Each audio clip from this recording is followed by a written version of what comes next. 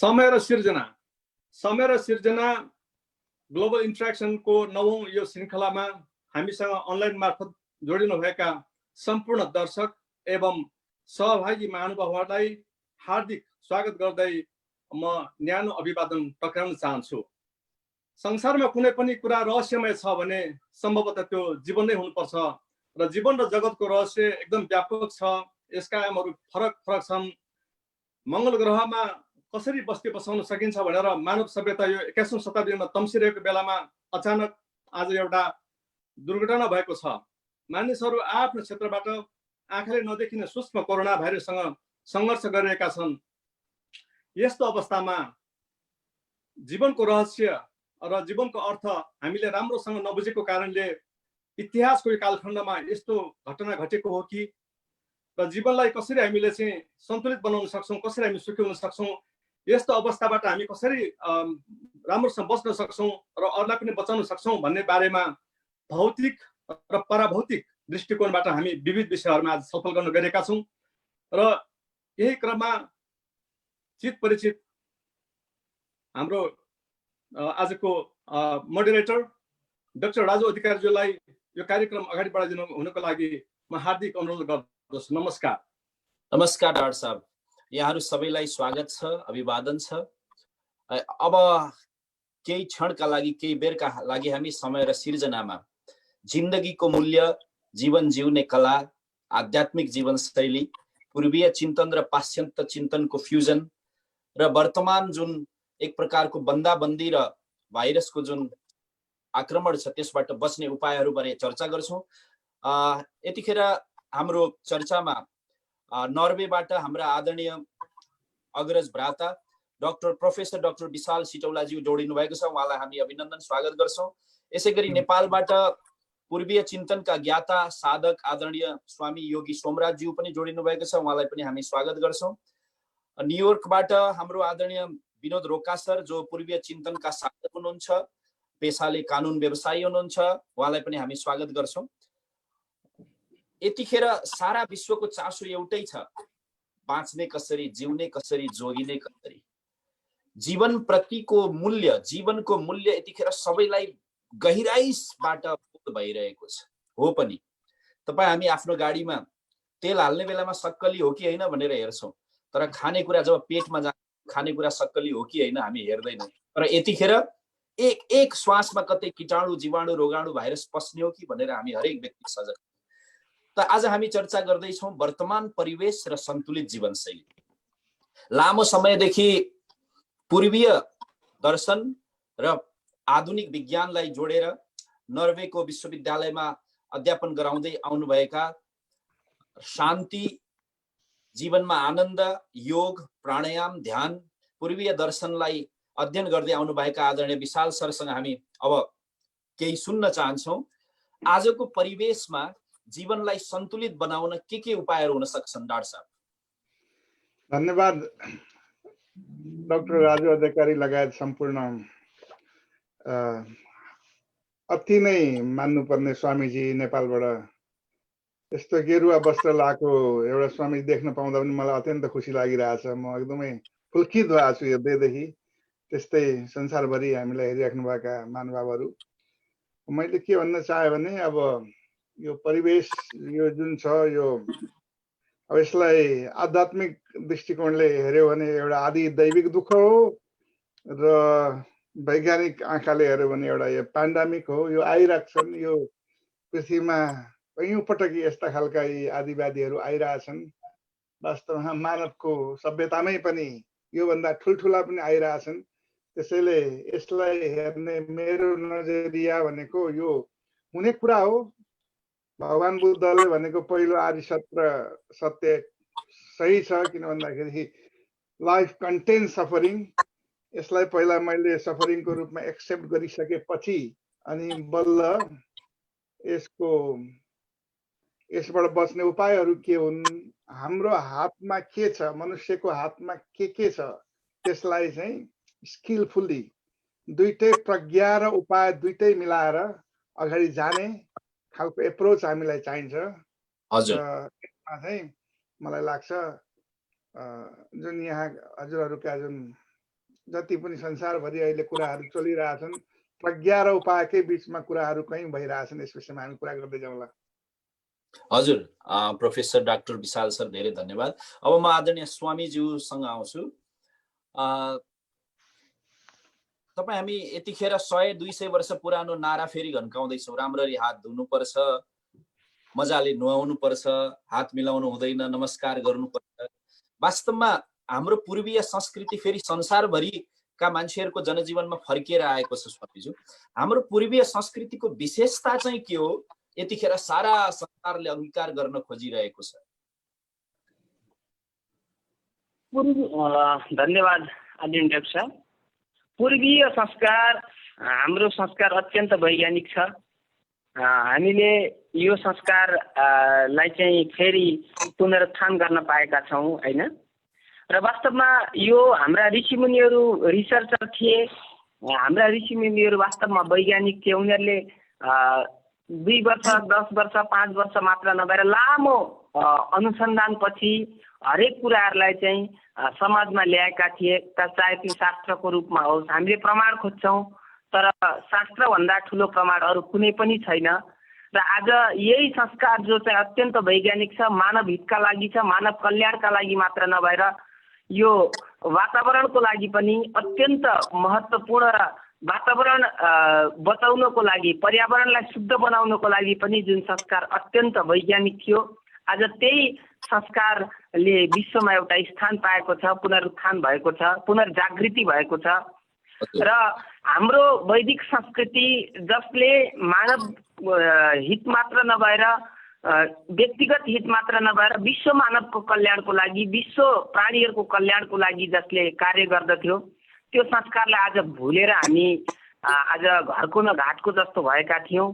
र आज हामीले त्यो संस्कारलाई, त्यो संस्कृतिलाई बुझ्ने पुनः मौका पाएका छौँ। आज प्रणामको संस्कृति, नमनको संस्कृति फेरि जागेको छ हैन। हाम्रा ऋषिमुनिहरूले घरमै बसेर साधना गर्ने, आराधना गर्ने एउटा एकान्तवासको जुन परम्परा सुरु गर्नुभएको थियो, आज लकडाउनले त्यो पनि पुनः जागृत गरिदिएको छ। अनि हाम्रो एउटा जलाउने संस्कृति थियो, मृत्युपछि मृत्युसम्म हामीले हाम्रो भित्रको अग्निलाई जगाउने, मृत्युपछि त्यो अग्निले नै जलाउने जुन संस्कार थियो, आज विश्वले त्यसलाई पनि पछ्याइरहेको अवस्था छ। भनौँ त्यो जीवाणुलाई मार्नको लागि हामीले गाड्नुभन्दा जलाउनु राम्रो भनेर हाम्रो संस्कृतिले जुन एउटा संस्कारले हामीलाई जुन निर्देशन गरेको थियो, आज त्यो निर्देशनलाई विश्वले नै पालना गरेको छ। वास्तवमा हाम्रो संस्कृति अत्यन्त वैज्ञानिक र यो विश्व कल्याणको लागि थियो। आज त्यो संस्कृति सबैले बुझ्ने केही न केही मौका पाएका छौँ। यो वैदिक सनातन संस्कृतिको लागि एउटा एकातिर भनौँ यो लकडाउनले, कोरोनाले विश्व आक्रान्त भए तापनि मान्छेले आफ्नो मूल्यलाई बुझ्ने मौका पाएको छ। अहिले मान्छे सम्पत्तिको पछाडि भागिरहेको थियो, अब केही न केही साधनाको पछाडि केही न केही मान्छे चाहिँ थोरै भनौँ आफूलाई बुझ्ने मौका अहिले पाएको छ। जसरी हामीले गल्ती गर्दाखेरि सरकारले जेल हाल्थ्यो, हामीले वास्तवमा प्रकृतिमा धेरै त्रुटिहरू, गल्तीहरू गऱ्यौँ, आज प्रकृतिले विश्वलाई नै जेल हालेको जस्तै अवस्था छ। प्रकृति पुनः आफ्नो रूपमा फर्केकी छिन्। अहिले नेपालको सन्दर्भ हेर्ने हो भने हेर्नुहोस्, पानी पर्थेन, अहिले समयमा पानी परेको छ, हराभरा। यो भनौँ न वसन्त ऋतुमा जसरी हराभरा हुन्थ्यो प्रकृति, अहिले सारा प्रकृति हराभरा जस्तो देखिएको छ। प्रकृतिले यो आफ्नो रूप लिने, आफ्नो अवस्थामा फर्किने यो समय खोजेकी थिइन् जस्तो लाग्छ र अहिले त्यो प्रकृति त्यो अवस्थामा फर्केकी थिइन्। हजुर, स्वामीज्यूलाई धेरै धेरै धन्यवाद। यति बिहानै नेपालबाट जसले चाहिँ गाईहरू, धेरै स्थानीय प्रजातिका गाईहरू राखेर आयुर्वेद, गौविज्ञान, अध्यात्म विज्ञानको साधना अध्ययन गर्दै आउनु भएको छ। अब म फेरि न्युयोर्कतिर आउँछु। मान्छे भनेको प्रकृति र संस्कृति बीचको कडी हो। उसको आधा जीवन प्रकृतितर्फ घुमेको छ, आधा जीवन संस्कृतितर्फ घुमेको छ। संस्कृति र प्रकृतिमा सन्तुलन राखेर जिउने व्यक्ति नै यस्ता महामारीबाट बच्न सक्छ। तर जसले प्रकृति र संस्कृतिको आवाज सुन्दैन, आफ्नो संस्कृति बिर्सेर अर्काको संस्कृतितिर लिप्त हुन्छ र स्वयं जुन प्रकृति माता छन् उनको आवाज सुन्दैन तर कृत्रिमतालाई सुन्छ। हेर्नुस् त आज हामीले दण्ड पाइरहेका छौँ। त एक प्रकारको मनोवैज्ञानिक भय छ, कहिल्यै नसुनेको कहिल्यै नजानेको भयहरू हाम्रा मानसिक चाहिँ पटलमा चाहिँ घुमिरहेका छन्। डर छ, द्वन्द्व छ, आवेग छ। त यी तमाम अवस्थाको बीचमा न्युयोर्कमा रात दिन व्यस्त हुनुहुने हाम्रो आदरणीय विनोद रोका सर, सधैँ व्यस्त हुनुहुने, त्यो व्यस्ततालाई अहिले एकान्तमा कसरी बदल्नु भएको छ, यहाँले कसरी समय बिताउनु भएको छ र यहाँको अध्ययन अनुसार यो एकान्तवास क्वारेन्टाइनमा बस्दा या लकडाउनमा बस्दा बन्दाबन्दीमा रहँदा समयको सार्थक सदुपयोग कसरी हुन्छ, छोटोमा बताइदिनु। धन्यवाद डाक्टर साहब। म यो बेलामा चाहिँ के छ भने जहिले पनि मुद्दा मामिला पर्ने कोड नगइकन नहुने, स्थगित पनि नहुने, अहिले अटोमेटिकली स्थगित हुन्छ। यो अलिकति लामो समयसम्म भित्र बसेर यसरी चिन्तन गर्न, अलिकति अध्ययन गर्न र ध्यानलाई अलिक बढाउन पाए हुन्थ्यो भन्थ्यो। यो प्रकृतिले एउटा चाहिँ यो गिफ्ट दिएको छ। मलाई चाहिँ जिज्ञासा के छ भने म चाहिँ यो विद्यार्थी, यो बामे सर्दै गरेको अध्यात्ममा लागेको मान्छे, अनि अहिले अब स्वामीजी पनि यहाँ भएको हुनाले मलाई देख्दा खड्किन्छ। साथीहरूलाई जो मोडर्न शान्ति हुनुहुन्छ, वकिल हुनुहुन्छ, यो हुन्छ ध्यान गर्नुहोस्, अनि होम गर्नुहोस्, अनि होमको चाहिने धुवाले चाहिने यो वातावरणलाई चाहिने के छ सफा बनाउँछ आदि भन्छु। अनि मलाई प्रश्नहरू खैरिन्छन्। तपाईँलाई अस्ति भने थिएँ म चोटो उहाँसँग पनि मैले राखिहालेँ। एकजना मित्रले मलाई के भन्नुभयो भनेदेखि, विनोदजी तपाईँ हामीलाई होम गर घिउ हाल भन्नुहुन्छ गाईको। तपाईँलाई थाहा छ मैले चाहिँ एउटा साइन्टिफिक चाहिँ इन्डियन रिसर्चरले पोस्ट गरेको हेरेको थिएँ। त्यहाँ चाहिँ के छ भने गाईले पादेको पातबाट जुन मिथेल ग्यास निस्किन्छ अरे इन्डियामा, अमेरिकामा गाडीहरूले निकालेको मिथेल ग्यास भन्दा बढी त्यो हुन्छ अरे त्यहाँ। अनि त्यो गाईको घिउमा चाहिने अहिले गरिएको होमबाट निस्किने चाहिने धुवा हो 10% अक्सिजन आउँछ भने 10% बढी चाहिँ त्यसले चाहिँ नराम्रो पक्ष ल्याउँछ अरे। तपाईँले के बुझ्या भन्नुभयो। मैले डाक्टर साहबसँग अस्ति कुरा गरेँ राजीसँग, उहाँले के भन्नु भने गाईको प्रजातिहरू त्यस बेलाको लोकल गाई र अहिलेको गाईमा फरक छ। यो गाईले दिने गोबर पनि विषाक्त छ, दही दुध पनि विषाक्त छ भनियो। अब हामी जस्तो मान्छेलाई के छ भने गाई त त्यो पनि गाई, यो पनि गाई, त्यो दुध पनि यो दुध। तर एउटा साधारण मान्छेले त्यही कुरालाई चाहिँ प्रयोग गर्दाखेरि परिणाम बेग्लै आयो भनेदेखि तपाईँहरू जस्तो यो नयाँ युगको व्यक्तिले वैदिक साहित्यमा भएका कुराहरूलाई अहिले प्रयोग गर्ने मान्छेले प्रयोग गर्दाखेरि गाई त गाई हो, तर यो गाई र यो गाईमा यस्तो भिन्नता छ।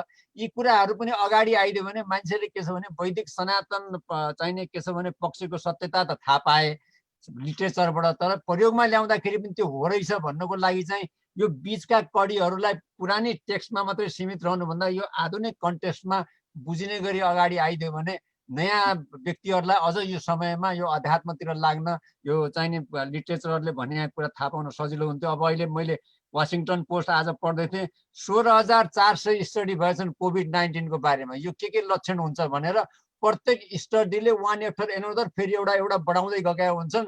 कुनै पनि फिक्स यो हो यो लक्षण हो भन्ने कुरो अहिलेसम्म पत्ता लागेको छैन। त्यसैले यस्तो कन्टेक्स्टमा तपाईँहरूको दृष्टिकोणमा हामीले कसरी यसलाई सामञ्जस्य ल्याउन सकिन्छ होला हाम्रो वैदिक साहित्य र यो अहिलेको मोडर्न कन्टेक्स्टमा हेर्दाखेरि? आदरणीय विनोद सरले उठाउनु भएको जिज्ञासा हामी आदरणीय स्वामीज्यूबाट सुन्ने नै छौँ।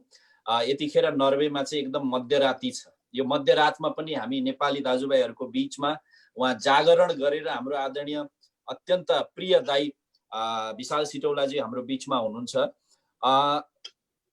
यहाँले केही दिन अगाडि नेपाली साथीहरूलाई चाहिँ शङ्कराचार्यले भन्नुभएको जीवनशैलीका अत्यन्तै सार संक्षेप सूत्रहरू सुनाउनु भएको थियो। यतिखेर सारा संसारलाई यो सूत्रहरू आवश्यक छ। म स्वामीज्यूमा जानुभन्दा अगाडि आदरणीय विशाल सरलाई फेरि यो जिज्ञासा राख्न चाहन्छु कि ती सूत्रहरू एकपल्ट हामीलाई संक्षिप्तमा सेयर गरिदिन म अनुरोध गर्छु। हवस्, धन्यवाद।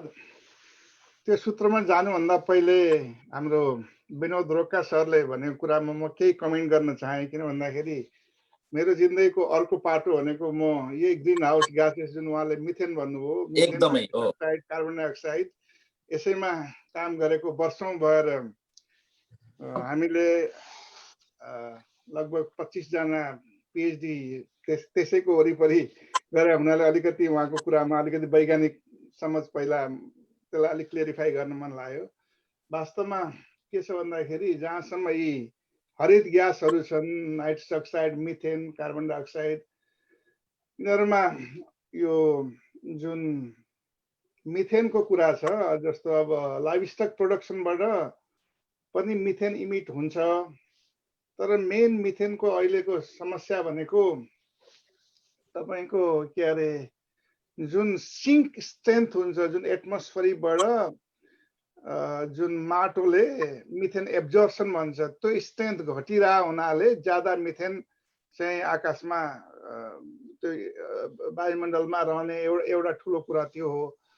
अब जहाँसम्म जुन यज्ञ गर्दाखेरि जुन एउटा चाहिँ त्यसको जुन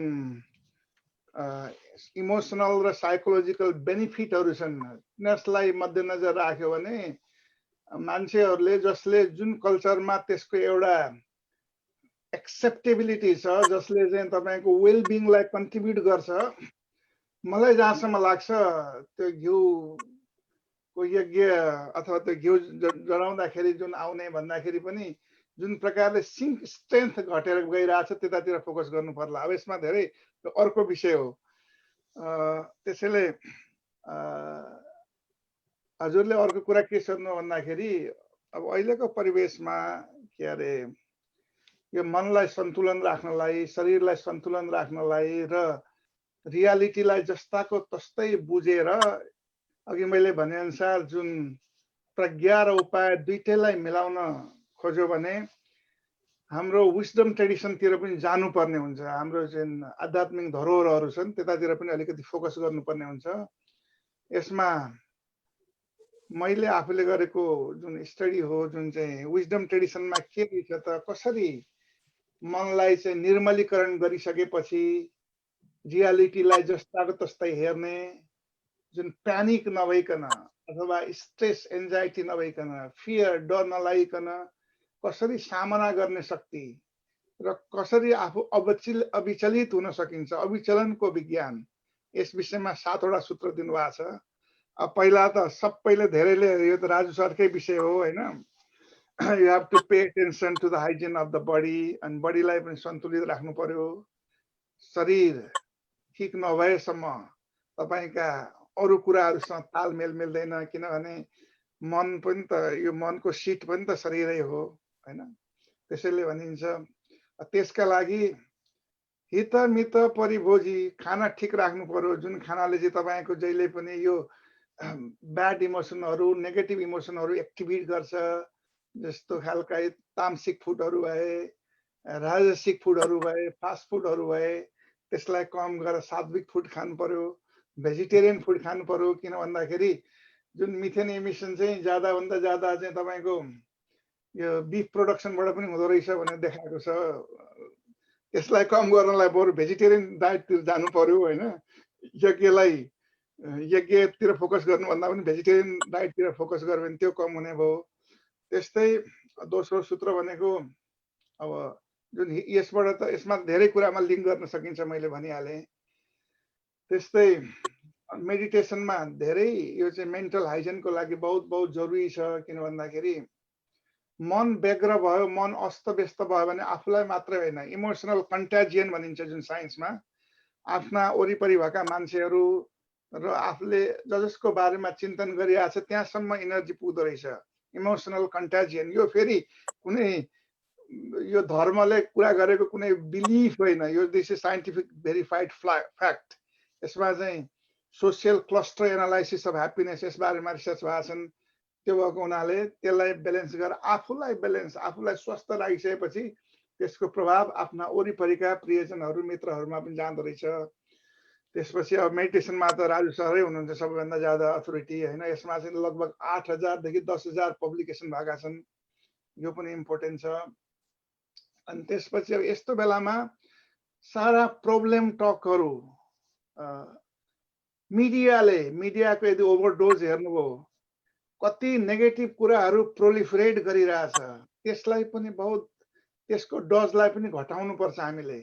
त्यसलाई चाहिँ भनिन्छ जे कुराले हित गर्छ त्यस्तो कुराहरू मात्रै सुन्ने। किन भन्दाखेरि जब मान्छेको त इमोसनको साइन्सहरू तपाईले इमोसनका लिटरेचरहरू हेर्नुभयो भने जब मान्छे चाहिँ जब खुस्किरहेको छ, अरू कुराहरूले गर्दाखेरि एक प्रकारको नेगेटिभ इमोसन बिल्ड भइरहेछ, जब भनिन्छ विज्ञानको भाषामा जब ल्याङ्ग्वेजिङ भइरहेछ, त्यस्तो बेलामा एउटा नेगेटिभ इमोसनले तपाईँलाई ड्र्याग डाउन गर्छ। त्यसलाई चाहिँ टेक केयर गर्नलाई 3टा पोजिटिभ इमोसन चाहिन्छ। कहाँबाट ल्याउने? यसमा चाहिँ जे कुराले हित गर्छ, जे कुराले प्रिय वचनहरू, हित गर्ने वचनहरू, यस्ता सोर्सहरूमा चाहिँ आफूलाई एक्सपोज गर्नुपर्छ। अनि राइट स्लिप हुनुपर्छ। यस्तोमा स्लिपमा पनि ध्यान दिनुपर्छ। स्लिप र एक्सर्साइज सँगसँगै जोडिया छन्, जसलाई शङ्कराचार्यको भाषामा स्वल्प निद्रा विहार, क्वालिटी स्लिपमा पनि ध्यान दिनुपर्छ। किन भन्दाखेरि स्लिप डिप्राइभेसन भयो भने त्यसले अरू प्रब्लमहरू ल्याउँदो रहेछ। यो त बुझ्नु बहुतै सजिलो छ। एक्सर्साइजको कुरामा मैले भनिराख्नै पर्दैन। यस्तो बेलामा झन् भित्र बसेर मान्छेहरूको एक्सर्साइज मोबिलिटी भइरहेको छैन, समस्या भइरहेछ, यस्तोमा त्यसलाई पनि ध्यान दिनु पर्यो। अनि त्यसपछि तपाईँको प्राणायाम असु नियम नसिलो। किन भन्दाखेरि मन चाहिँ भौतारिरहेछ, तर एटलिस्ट शरीर र श्वास त यहीँ छ नि, वर्तमानमा छ नि। जस्तो तपाईँहरू आफै हेर्नुहोस् त, आँखा चिम्लेर हाम्रो विनोद सर हेर्नुहोस्, तपाईँको शरीर त्यहाँ वर्तमानमा छ, श्वास पनि वर्तमानमा छ, मन कता कता भागिरहेछ। अनि मनलाई चाहिँ नभाग, जसलाई माइन्ड वान्डरिङ भनिन्छ, नभाग भन्दा पनि मन भाग्छ। त्यसैले त्यो मनलाई डाइरेक्ट त्यसरी कन्ट्रोल गर्न नसकिने हुनाले साधारण मान्छेहरूका लागि श्वास, त्यसलाई चाहिँ नियमन गर्दै गइसकेपछि त्यसको फिजिकल इफेक्ट शरीरतिर छ। यसमा कयौँ रिसर्चहरू भएका छन्, प्राणायामका रिसर्च बडीहरूमा, जस्तै एपिजेनेटिक्समा यसको के रिसर्च हुन्छ, त्यसको कुराहरू पनि छन्। अनि मनलाई पनि बिस्तारै बिस्तारै यसले नियमन गर्दै लान्छ। अनि त्यसपछि तपाईँको चाहिँ शास्त्रले जुन बेला जे कुरा गर्नु भनेको छ त्यो कुरा गर्ने, त्यसमा पनि आफूले ध्यान दिनुपर्छ। शङ्कराचार्यको भनाइअनुसार जस्तो मर्निङ, इभिनिङ, बेलुका सारा कुराहरू ठिक्क र राइट डजमा सबै कुरो। फेरि शङ्कराचार्यले यो भनिराख्नु भएको छैन कि गृहस्थी मान्छेहरूले चाहिँ जहिले पनि 24 आवर मेडिटेसनमा लाग्ने अथवा चाहिँ त्यो होइन। जुन बेला जे कुराको जरुरत छ आफ्नो इमोसनल ब्यालेन्सको लागि, आफ्नो चाहिँ स्वास्थ्यको लागि, र यतिखेर अझ जुन बेला डिसओरिएन्टिङ डाइलेमा भनिन्छ त्यतिखेर अझ आफूलाई डिसिप्लिन गर्ने, नियमन गर्ने यी कुराहरू गर्नुपर्छ। र यो एउटा अपर्च्युनिटी हो जसलाई ब्लेसिङ इन डिस्गाइज पनि भनिन्छ ज्ञानीहरूका लागि। यही कुराहरूमा शङ्कराचार्यले जोड दिनुभएको छ। र मैले यसैलाई चाहिँ हरेक यी 7वटा सूत्रहरूलाई चाहिँ विज्ञानसँग लगेर जोडेर यसको अहिले कति रिलेभेन्ट छ भन्ने कुरा गरेको थिएँ। राजु सर नमस्कार। हजुर, धेरै धेरै धन्यवाद। तपाईँ हामी प्राय अहिले घरमा छौँ, तर हाम्रो जिन्दगी कस्तो छ? अस्त व्यस्त, तनावग्रस्त, लगातार तनावग्रस्त। अनि त्यस पछाडि तनावग्रस्त भए पछाडि त्यसले क्रमशः रोगग्रस्त, अनिद्राग्रस्त, भयग्रस्त हुँदै लैजान्छ। तर हुनुपर्ने के हो? त्यसको ठिक विपरीत, व्यस्त, मस्त र स्वस्थ। तपाईँ हामी सबै ऋषिमुनिका सन्तान हौ, शिशिमुनिका सन्तान होइनौँ। केक काटेर जन्मदिन मनाउने हाम्रो कल्चर होइन। हाम्रोमा त मिष्ठान्न बनाएर वसुदैव कुटुम्बकम भनेर त्र्यम्बकम यजामहे मन्त्र पढेर सबको प्रार्थना गरेर जन्मदिन मनाउने हाम्रो संस्कार। मृत्युमा पनि बत्ती बालिन्छ, तर अहिले जन्मदिन मनाउँदा बत्ती निभाएर मनाइन्छ। बत्ती निभेपछि शुभ मानिँदैन हाम्रो संस्कृतिमा। यसरी हेर्दा हेर्दै यति महान, यति पुरातन, यति महत्त्वपूर्ण संस्कृति यतिखेर विकृतिको चपेटामा छ। म स्वामी सोमराजज्यूसँग अब आउन चाहन्छु। यो विशेष गरी अहिले बन्दाबन्दी कोरोना भाइरसको प्रकोपको बेलामा के विशेष तरिकाहरू छन् जसले हाम्रो जीवनी शक्तिलाई बढाउँछ? संस्कृतिमा, शास्त्रमा, आयुर्वेदमा उल्लेख विधिहरू र अरू बेला पनि काम लाग्ने हामीलाई स्वास्थ्य र जीवनशैलीका टिप्सहरू, तरिकाहरू बताइदिन म स्वामीज्यूलाई अनुरोध गर्छु। धन्यवाद। मैले आदरणीय विनोद रोका सरले उठाउनु भएको कुरा पहिला थोरै प्रश्न पार्न चाहे। यज्ञको कुरा गर्नुभयो। हामीले जहिले पनि कर्म गर्दाखेरि एउटा जस्तो स्वास्थ्यकै कुरा गर्दाखेरि यज्ञ चिकित्सा पनि गर्ने गर्छौँ। यज्ञ चिकित्सामा हामी हवन गर्छौँ। हवन गर्दाखेरि पर्यावरण शुद्ध हुन्छ भन्ने हाम्रो मान्यता छ। यद्यपि अहिले समाजमा, सोसल मिडियामा, सोसल साइटहरूमा यज्ञ गर्यो भने नराम्रो असर पर्छ भनेर विभिन्न त्यो भनौँ मान्छेले चाहिँ नकारात्मक कुराहरू उल्लेख गरेको पाइन्छ। यी सबै मनगणन्ते कुरा हुन्। हाम्रा ऋषिमुनिहरूले आदिम भनौँ सनातन कालदेखि नै यज्ञलाई गर्दै आए र यज्ञको सन्दर्भमा पहिला त गाईको कुरा गरौँ। गाई पनि अहिले दुईटा गाई भयो। एउटा प्रकृतिले प्रदत्त गरेको भगवानले बनाएको गाई, हाम्रो लोकल गाई जसलाई वैदिक गाई भनेर चिन्छौँ। एउटा चाहिँ जर्सी, होलिस्टेन, फ्रिजियन आदि इत्यादि गाई जो चाहिँ एआई गरियो, आर्टिफिसियल इन्सिमिनेसन, त्यसलाई जेनेटिक चेन्ज क्रस ब्रिडिङ गरेर बनाइयो। र गाईको कुरा गर्दा सबै गाई नै हो भन्ने कुरा आउँछ। म एउटा बिचमा प्रश्न राखेँ मैले, र नाक पनि हाम्रो अङ्ग हो, आँखा पनि अङ्ग हो, मुख पनि अङ्ग हो, कान पनि अङ्ग हो, मुख पनि अङ्ग हो, अनि हाम्रो मलद्वार पनि अङ्ग हो। तर मलद्वारमा हात लाग्यो भने हामी अशुद्ध मान्छौँ, हामी हात धुन्छौँ। अङ्ग अङ्गै हो, गाई गाई हो भनेको जस्तै। तर त्यो अङ्गमा पनि हामीले चाहिँ फरक देख्छौँ, भेदभाव देख्छौँ। भनेपछि गाईको कुरामा चाहिँ गाईमा अब पहिला त वैदिक गाईतिर जाउँ, जर्सी, होलिस्टेन गाई र वैदिक गाईमा के फरक छ भन्ने कुरा। र जर्सी गाई मैले अघि भने यो चाहिँ एआई गरिएको गाई हो। यसमा चाहिँ जेनेटिक चेन्ज गरिएको हुन्छ, यसमा गाईमा हुने गुण हुँदैन। हाम्रो शास्त्रले गाईको 10वटा गुण बटपाएको छ। पहिलो चाहिँ जस्तो सासना हुनु पर्यो भनेको यहाँ माला हुनु पर्यो। भारतमा राजीव दीक्षित लगायतको टोलीले एउटा रिसर्च गर्यो। रिसर्च गर्दाखेरि जुन गाईमा माला हुन्छ, माला चाहिँ एक किसिमको सेन्सर हो। त्यसले चाहिँ त्यहाँ चाहिँ जस्तो हाम्रो शास्त्रले के भन्छ भन्नुहुन्छ भने सर्वनागस्च कम्बले, गलकम्बल मालालाई गलकम्बल भन्छौँ हामी हाम्रो वैदिक भाषामा। अनि त्यो गलकम्बलमा चाहिँ नाग देवताहरूको भनेको त्यहाँ चाहिँ सारा विषलाई अवशोषण गर्ने क्षमता हुन्छ। त्यसलाई आर्सेनिक आदि इत्यादि गरिएको स्लो पोइजनहरू खुवाउँदाखेरि गाईले दुधमा, गोबरमा, गोमूत्रमा कुनै किसिमको चाहिँ विकार आएन, ल्याब टेस्ट गरियो र अन्तिममा गाईले चाहिँ पछि आफ्नो त्यो शरीर छोडिन् र रिसर्च गर्दाखेरि त्यो गलकम्बलमा चाहिँ उनले एब्जर्भ गर्ने रहेछन् भनेर एउटा रिसर्च आयो।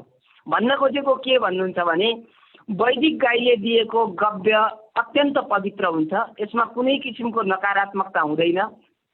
र त्यही भएर वैदिक गाईको नै गव्य भनियो। अहिले वैदिक गाई छैनन्, अझै विश्वको कुरा हेर्ने हो भने विकसित देशहरूमा त विकसित गाई मात्रै, त्यो भनौँ विकासी गाई मात्र देखिन्छन्। र हाम्रो गाईको घिउ र जस्तो मैले घिउकै कुरा गर्न चाहेँ, दुधको कुरा गर्ने हो भने विज्ञानले पनि दुधलाई दुईटा क्याटेगोरीमा विभाजित गरेको छ, A1 र A2 मिल्क भनेर। A2 भनेको हाम्रो लोकल गाईको मिल्क हो र A1 भनेको अहिले जर्सी। जस्तो जर्सी गाईको बाछोलाई अथवा त्यो बच्चालाई मारिदिन्छ।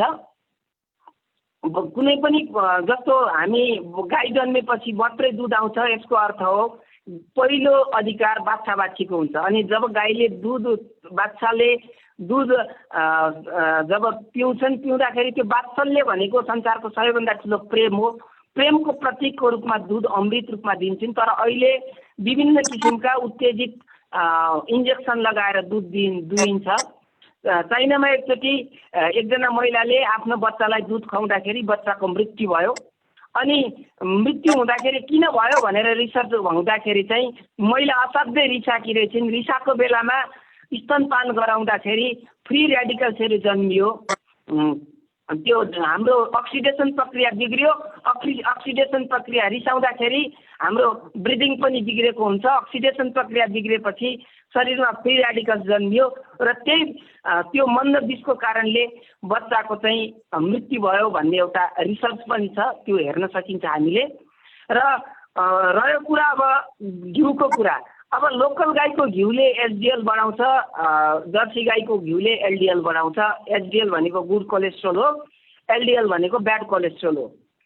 र अब हवनको कुरा आउँदाखेरि हाम्रो गीता आजभन्दा हजारौँ वर्ष अगाडि जुन भगवान कृष्णले हामीलाई उपदेश दिनुभयो गीताको, त्यसमा अन्नाद भवन्ति भूतानि पर्जन्याद अन्न सम्भव यज्ञाद भवति पर्जन्यो यज्ञ कर्म समुद्भव भनेर भनिएको छ।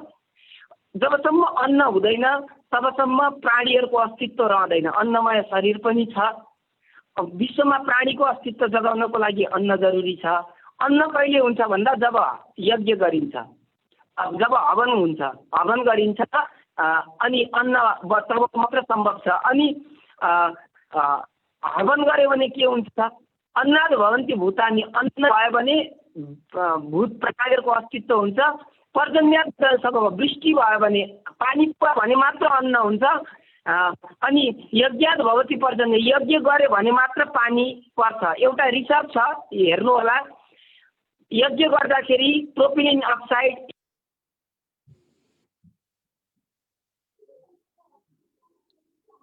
स्वामीजीको आवाज हामीले अहिले सुनिरहेका छैनौँ। म खालि स्वामीजीको कुरालाई अलिकति एक शब्दमा भनिहाल्नु। यसमा यो के बुझ्नुपर्छ भने स्वामीजीको आवाज अलिकति आएन। हामी विशाल सर, डाक्टर विशाल सरबाट यसको थप हामी यो स्वामीजीको आवाजलाई पूर्णता दिन अनुरोध गर्छु। म जहाँसम्म मैले देखेका हेरेका रिसर्चहरूमा चाहिँ खास गरी अग्निहोत्रमा जर्मनीको प्रोफेसरको ग्रुपले र इन्डियाको युनिभर्सिटीहरूसँग बेङ्गलोरको जुन एसबासा युनिभर्सिटीसँग कोलाबरेट गराएको छ, अरू युनिभर्सिटी अरू दुईटा युनिभर्सिटीसँग पनि, त्यसबाट त्यसको पोजिटिभ इफेक्ट चाहिँ प्लान्ट प्रोडक्सनमा र हेल्थ, इन्डिभिजुअल हेल्थ वेलबिङमा। अब त्यसको त्यो इन्टिग्रेट, त्यसको चाहिँ कजेसन भन्दा पनि कोरिलेसन चाहिँ इस्टाब्लिस भइसकेको छ, जहाँ चाहिँ अग्निहोत्र गर्दाखेरि कसरी प्लान्टको प्रोडक्टिभिटी र क्वालिटी दुइटै एनहान्स भएको र मान्छेको जुन इमोसनल वेलबिङ हो र इभन फिजिकल वेलबिङमा चाहिँ स्टडीहरू भएका पेपरहरू पब्लिस भएका छन्। अब एक्ज्याक्टली साइन्टिफिक त्यसको बेसिस के हो भने अब यो त अब धेरै त्यति सजिलो छैन, किन भन्दाखेरि विषय हो हजुर। हरेक मान्छेहरूको चाहिँ किन भन्दाखेरि इमोसनली फरक छन् होइन। त्यसलाई फिजिकल साइन्समा जस्तो एउटै खालको म्याग्निट्युडमा, एउटै खालको इन्टेन्सिटीमा खालको त्यस्तो खालको कजेसन इस्टाब्लिस गर्न सकिँदैन, तर कोरिलेसन लेभलमा चाहिँ इस्टाब्लिस भइसकेको छ। धन्यवाद।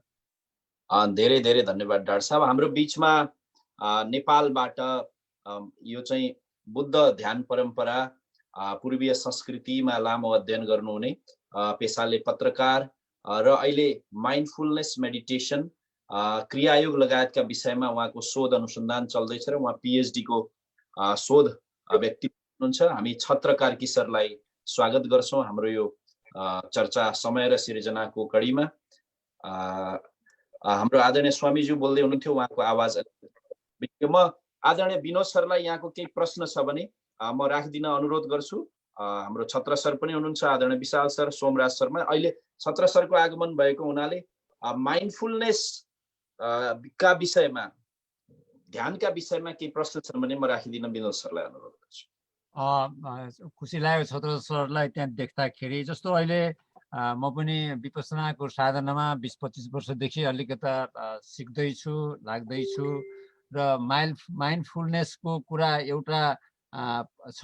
फेरि अर्को कुरा हेर्दाखेरि के छ भने माइन्डफुलनेसमा चाहिँ अलिकता समता भावमा रहेर त्यो संवेदनालाई हेर्नुपर्ने भन्नु, त्यो चाहिँ अलिकता बेसिक कुरा हो कि भन्ने पनि लाग्छ। त्यसैले त्यो दुईटामा हेर्दाखेरि माइन्डफुलनेसको वास्तवमा फोकस गरिने पोइन्ट भनेको संवेदनालाई साक्षी भावले हेर्ने पद्धति हो कि जस्तो मैले फिल गर्छु गीताको, या भनौँ न भन्नुपर्छ यो चाहिँ अरू शास्त्रहरूको हेर्दाखेरिको अवस्थामा पनि त्यही हो कि भनेर भनेको जस्तो लाग्छ। तर कतिले माइन्डफुलनेस चाहिँ एकदम पुरा चाहिँ सचेत भएर एकाग्र भएर भन्ने पनि मान्छेहरूको बुझाइ भएको देख्छु। तर मेरो आफ्नो दृष्टिकोणले चाहिँ वास्तवमा चाहिँ संवेदनालाई चाहिँ त्यो एउटा ब्यालेन्सिङ रूपबाट हेर्नुपर्ने हो कि के त्यो बौद्ध साहित्यमा यसलाई कसरी गरिएको छ त्यो बारेमा अलिकता त्यसलाई पनि भनिदिनुहुन्छ कि साधकलाई, ताकि अलिकता बुझ्न सजिलो होस्। हजुर आदरणीय छत्र कार्की सर। हजुर यहाँहरूलाई नमस्कार छ। म अलिकति ढिलो जोइन भएँ, त्यसको लागि क्षमा प्रार्थी छु। विनोद सरले भन्नुभयो जस्तो यो माइन्डफुलनेसलाई पालीमा हामी यसलाई सती ध्यान भन्छौँ, यसलाई पाली भाषामा, र संस्कृतमा यसलाई स्मृति भनेर भनिन्छ। र यो माइन्डफुलनेस जुन टर्म छ, यो टर्म चाहिँ पछिल्लो समयमा पश्चिमी देशहरूमा अमेरिका युरोपमा धेरै लोकप्रिय हुँदै गएको छ। र बेसिकल्ली यो माइन्डफुलनेस भनेर जुन तरिकाले लोकप्रिय भएको छ यसको रुट चाहिँ सती ध्यान। जसरी हामीले यो बौद्ध परम्परामा चाहिँ विपस्सना गर्छौँ, विपस्सना पनि माइन्डफुलनेसकै एउटा चाहिँ रूप हो। यो विपस्सना भनेको पनि विनोद सरले भन्नुभयो जस्तै बेसिकल्ली माइन्डफुलनेस भनेको हाम्रो शरीरमा जुन प्रकारको संवेदनाहरू हुन्छ, जुन प्रकारको हामीले चाहिँ संवेदनाको महसुस गर्छौँ त्यसलाई समता भावमा रहेर गरिने एउटा विशुद्ध खालको ध्यान पद्धति हो। र पछिल्लो समयमा चाहिँ अमेरिका र युरोपहरूमा के देखिन्छ त भन्दा यसलाई आफ्नै तरिकाले व्याख्या गरेको पनि देखिन्छ। र जुनसुकै ठाउँमा पनि एउटा चाहिँ यो माइन्डफुलनेस चाहिँ यसको जुन चाहिँ कोर प्रिन्सिपल्स छ, कुन कोर भ्यालुज छ, त्यो भ्यालुज भन्दा अलिकति मोडिफाइड तरिकाले चाहिँ गरेको पनि देखिन्छ। र पश्चिमी जगतमा यो माइन्डफुलनेसलाई अमेरिकामा भनौँ जोन कबार्ट जिन भन्ने एकजना मेडिकल डक्टर हुनुहुन्छ र उहाँले चाहिँ माइन्डफुलनेसलाई बेसिकल्ली थेरापेटिक रूपमा पनि युज गर्नुभएको छ व्यक्तिहरूमा। त्यसले गर्दाखेरि अब अहिले हाम्रो चिन्ताको विषय के हो त भन्दाखेरि माइन्डफुलनेसको जग भनेको चाहिँ वास्तवमा विशुद्ध खालको बौद्ध परम्परामा आधारित खालको ध्यान पद्धति हो। जसरी हामीले विपस्सनामा चाहिँ समताको अभ्यास गर्छौँ त्यस्तै गरी यो माइन्डफुलनेस पनि सती ध्यान भन्ने बित्तिकै हामीले हरेक खालका जुन संवेदनाहरू महसुस गर्छौँ त्यसलाई एउटा समता भावले, त्यसको साक्षी भावले त्यसलाई हेर्दै महसुस गर्दै जुन गहिराइमा जाने, आफूलाई चिन्ने, रिकग्नाइज सेल्फ, यो यसलाई आफूलाई चिन्ने भन्ने खालको जुन चाहिँ एउटा हाम्रो मूल मान्यता छ त्यो अन्तर्गतको ध्यान पद्धति हो। तर विडम्बना के देखिन्छ भने अहिले पश्चिमतिर चाहिँ यो माइन्डफुलनेसको नाममा धेरै कमर्सियलाइजेसन भएको देखिन्छ। अझै अमेरिकातिर त टोलै पछि अथवा चाहिँ हरेक ठाउँमा माइन्डफुलनेस मेडिटेसन सेन्टर जस्तो रहेको पनि देखिन्छ। तर वास्तवमा अब यो माइन्डफुलनेसलाई जुन रूपमा भए पनि पब्लिसिटी हुनु, मान्छेकोमा पुग्नु ठिकै कुरा हो। तर यदि यसको कोर भ्यालुजबाट, कोर प्रिन्सिपलबाट यो अलिकति डेभिएट भयो भने यसबाट पछि विकृति आउन सक्छ कि भन्ने पनि मलाई लाग्छ। र मैले पछिल्लो समयमा यो पिएचडीको रिसर्च गर्दाखेरि मैले हेर्न खोजेको चाहिँ यो अहिले जुन हामीले माइन्डफुलनेस भन्छौँ वेस्टर्न माइन्डफुलनेस, र वेस्टर्न माइन्डफुलनेस चाहिँ हाम्रो जुन कोर बुद्धिज्मको प्रिन्सिपलबाट कसरी डेभिएट भएको छ अथवा उनीहरूले चाहिँ कसरी यसलाई चाहिँ भनेको एउटा पपुलर बनाउने नाममा यसलाई कसरी मोडिफाई गर्दछन् भन्ने कुरालाई पनि मैले चाहिँ बेसिकल्ली हेर्न खोजिरहेको छु। हजुर छत्र सर, धेरै धन्यवाद। अब फेरि हामी यहाँसँग आउँछौँ।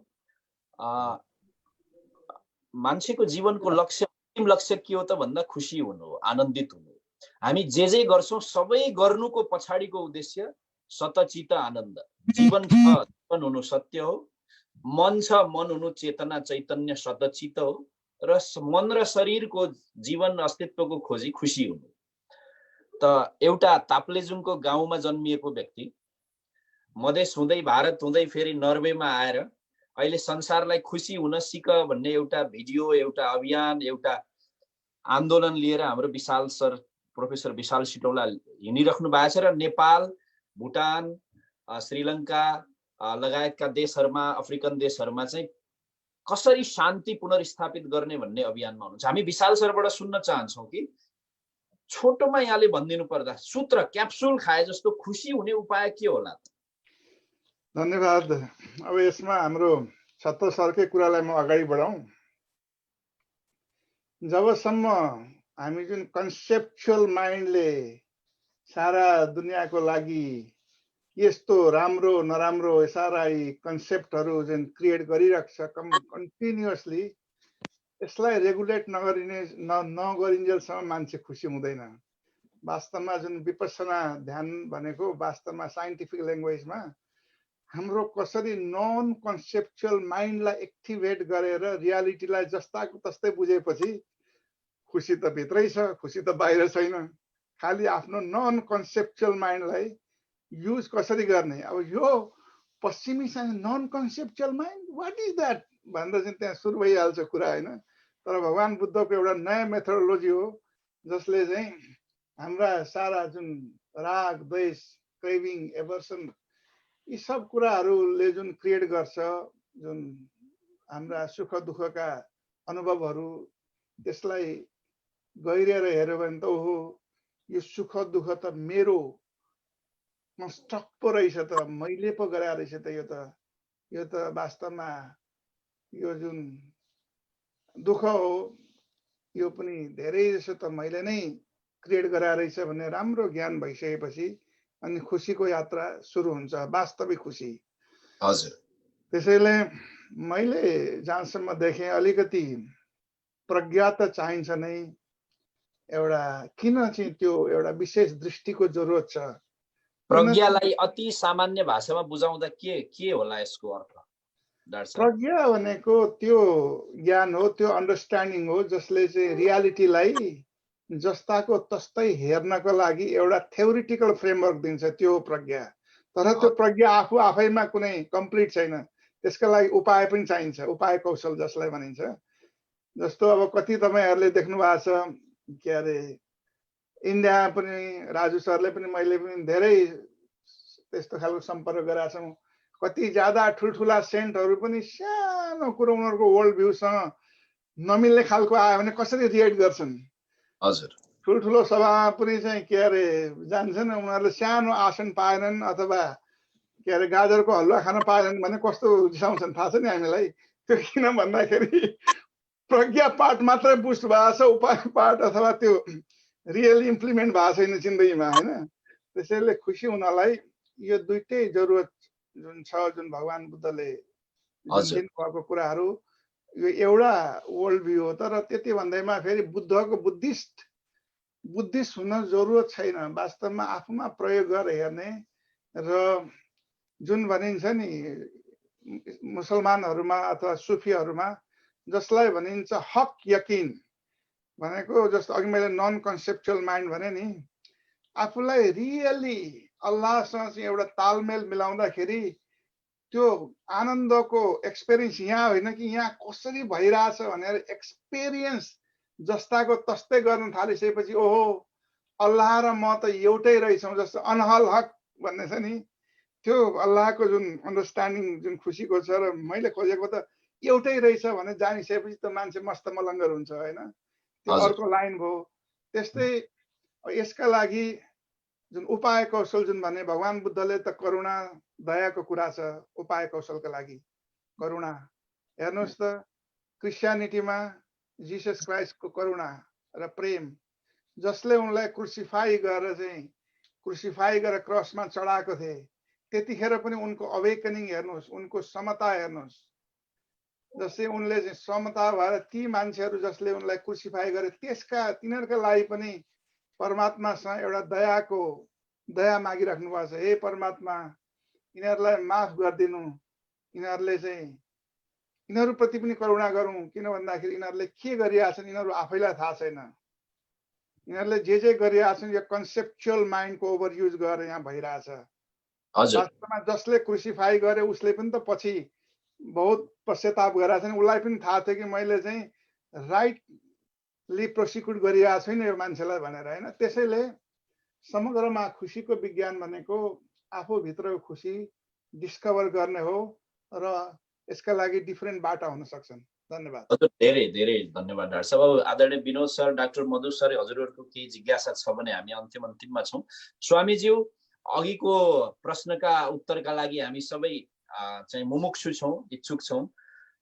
आयुर्वेदले हाम्रा अरू पूर्वीय विधिहरूले के भन्छन्, यतिखेर जीवनी शक्ति कसरी बढाउने, भित्रबाट स्वस्थ कसरी हुने, भाइरससँग कसरी लड्ने, हामीलाई टिप्स बताइदिनु भने हामी आभारी हुने थियौँ। हजुर आदरणीय डाक्टर साहब धन्यवाद। र वास्तवमा आयुर्वेद मिलेर आयुर्वेद बन्छ। आयु भनेको जीवन हो र वेद भनेको विज्ञान हो। सम्पूर्ण विज्ञान जीवनको जसमा छ त्यो आयुर्वेद हो। अब हाम्रो मोडर्न मेडिकलमा केवल क्युरेटिभ मेडिसिनको मात्र कुरा छ, यसमा प्रिभेन्टिभ मेडिसिनको कुरा पनि छ। कसरी स्वस्थ बन्ने, स्वास्थ्यको परिभाषा, हेल्थको परिभाषामा जाने हो भने आयुर्वेदले चाहिँ दुईटा, स्वस्थ व्यक्तिको स्वास्थ्यको रक्षण र आतुरको चाहिँ रोगलाई चाहिँ कसरी ठिक गर्ने भनेको छ। यसमा हामीले खास गरेर चाहिँ आखिरी जुनसुकै कुरालाई पनि हामीले मनलाई डरो बनाउनु पर्छ। मनलाई डरो बनायो भने हाम्रो रोग प्रतिरोधात्मक क्षमता बढ्छ। त्यसको लागि हामीले बिहानदेखि लिएर बेलुकासम्मको दिनचर्यालाई ठिक गर्नुपर्छ, आहारचर्यालाई ठिक गर्नुपर्छ हैन। रात्रिचर्या दिनचर्याको कुरा आउँछन्, ऋतुचर्याको कुरा आउँछन्। ऋतुभुक हितुभुक मितभुक भन्छ। ऋतु अनुसारको भोजन सेवन गर्ने, जुन ऋतुमा प्रकृतिले हामीलाई जे दिएको छ त्यही हामी सिजन बिनाको सिजन फल नै खानुपर्छ। अनि हितभुक भनेको हित गर्ने खालको हाम्रो शरीरको प्रकृति अनुसारको वात कफ पित्त आदि इत्यादि जस्तो शरीरको प्रकृति छ त्यही अनुसारको भोजन गर्नुपर्छ। अनि मितभुक भनेको ठिक्क खाने। अहिले हामी बढी खाएर पनि समस्यामा छौँ र भनौँ मोडर्न मेडिकलले सबै कुराको रिसर्च गर्यो, तर हाम्रो शरीरमा भएको आकाश तत्त्व गडबड भयो भने मनका रोगहरू लाग्छन्, मन कमजोर हुन्छ। आकाश तत्त्वलाई सन्तुलनमा ल्याउनको लागि हाम्रो आयुर्वेदले व्रतको कुरा ल्यायो, फास्टिङको कुरा ल्यायो होइन। हामीले व्रत बसेर पनि आकाश तत्त्वलाई सन्तुलनमा ल्याउँछौँ। र अर्को ध्यानको कुरा छ, ध्यानको माध्यमबाट पनि हामीले आकाश तत्त्वलाई सन्तुलनमा ल्याउन सक्छौँ।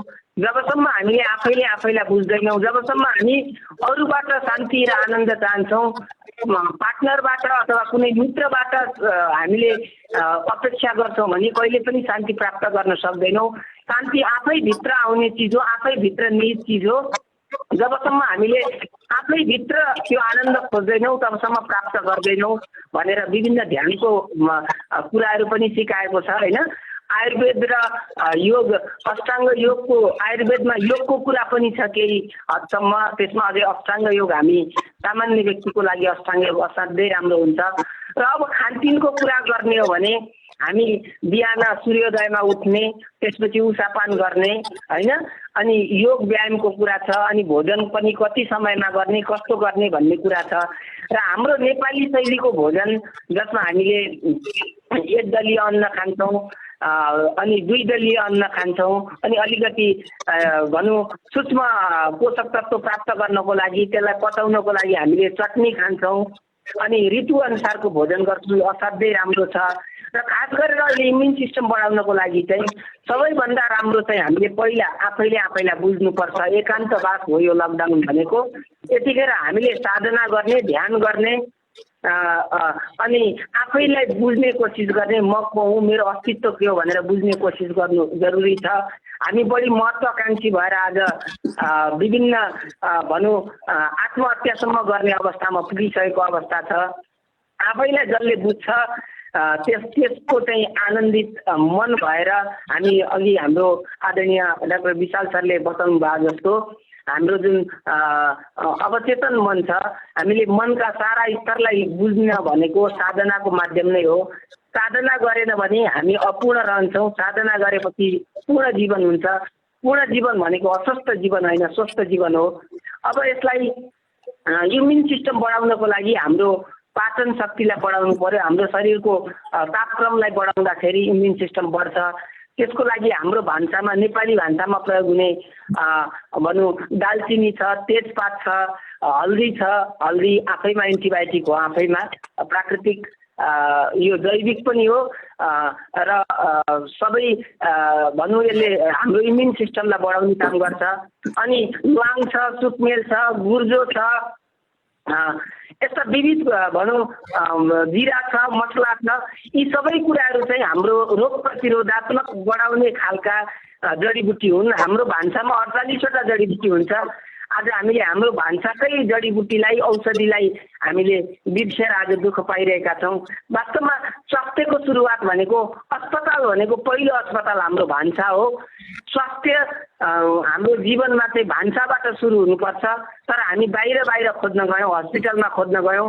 आज अस्पताल पनि मेडिकल माफियाको चङ्गुलमा परेर आज हामी बिग्रियौँ, दुःख पायौँ। नेपालको सन्दर्भमा हेर्ने हो भने अहिले मृत्युदर पनि घटेको छ डाक्टर साहब, मृत्युदर घटेको छ। अहिले सुगर, प्रेसर, थाइराइड भन्ने कुरा कहाँ गए। अस्ति मसँग एकजना आउनु भएको थियो, सुगर लेभल पुरै डाउन छ अरे। हाम्रो भोजन शैली, आज हामीले बढी जङ्क फुड खायौँ, बर्गर पिज्जाको पछाडि कुद्यौँ र आज हामीलाई विविध समस्याहरू देखियो। हामीले आयुर्वेदले भनेको हितभुक, मितभुक र हृतभुक अनुसारको भोजन गऱ्यौँ भने हाम्रो रोग प्रतिरोधात्मक क्षमता बढ्छ। अनि भोजन राम्रो भयो भने आहारात जायते व्याधि हो, आहारले व्याधि निम्त्याउँछ। आहारले मनलाई त्यो संस्कारको निर्माण पनि आहारले गर्ने हो। आहारको कारणले पनि मनलाई चाहिँ भड्काउँछ, मनलाई चञ्चल बनाउँछ। मनलाई पनि सन्तुलनमा ल्याउनको लागि, शान्ति ल्याउनको लागि मनमा हामीले सात्विक आहार, जुन आयुर्वेदले वर्णन गरे अनुसारको सात्विक आहार हामीले सेवन गर्यौँ भने अवश्य पनि हामी स्वस्थ हुन सक्छौँ। यद्यपि हामीलाई साधना गर्नको लागि समय छैन भन्छौँ, तर जसले साधना गर्नको लागि समय छुट्याउँदैन त्यसले भविष्यमा गएर अथवा वर्तमानमा गएर अथवा केही दिनपछि अथवा कुनै समयमा अस्पतालमा सुत्नको लागि समय छुट्याउनु पर्छ। कुरो एउटै हो। हजुर। र त्यसकारण हामीले केही समय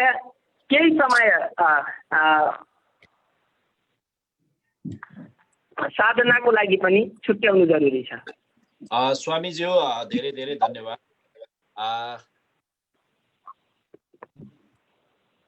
अब यहाँले भन्नुभएका विषयवस्तुहरू महत्त्वपूर्ण छन्। केही यहाँको भनाइमा म केही अरू काम लाग्ने कुराहरू जोड्न चाहन्छु।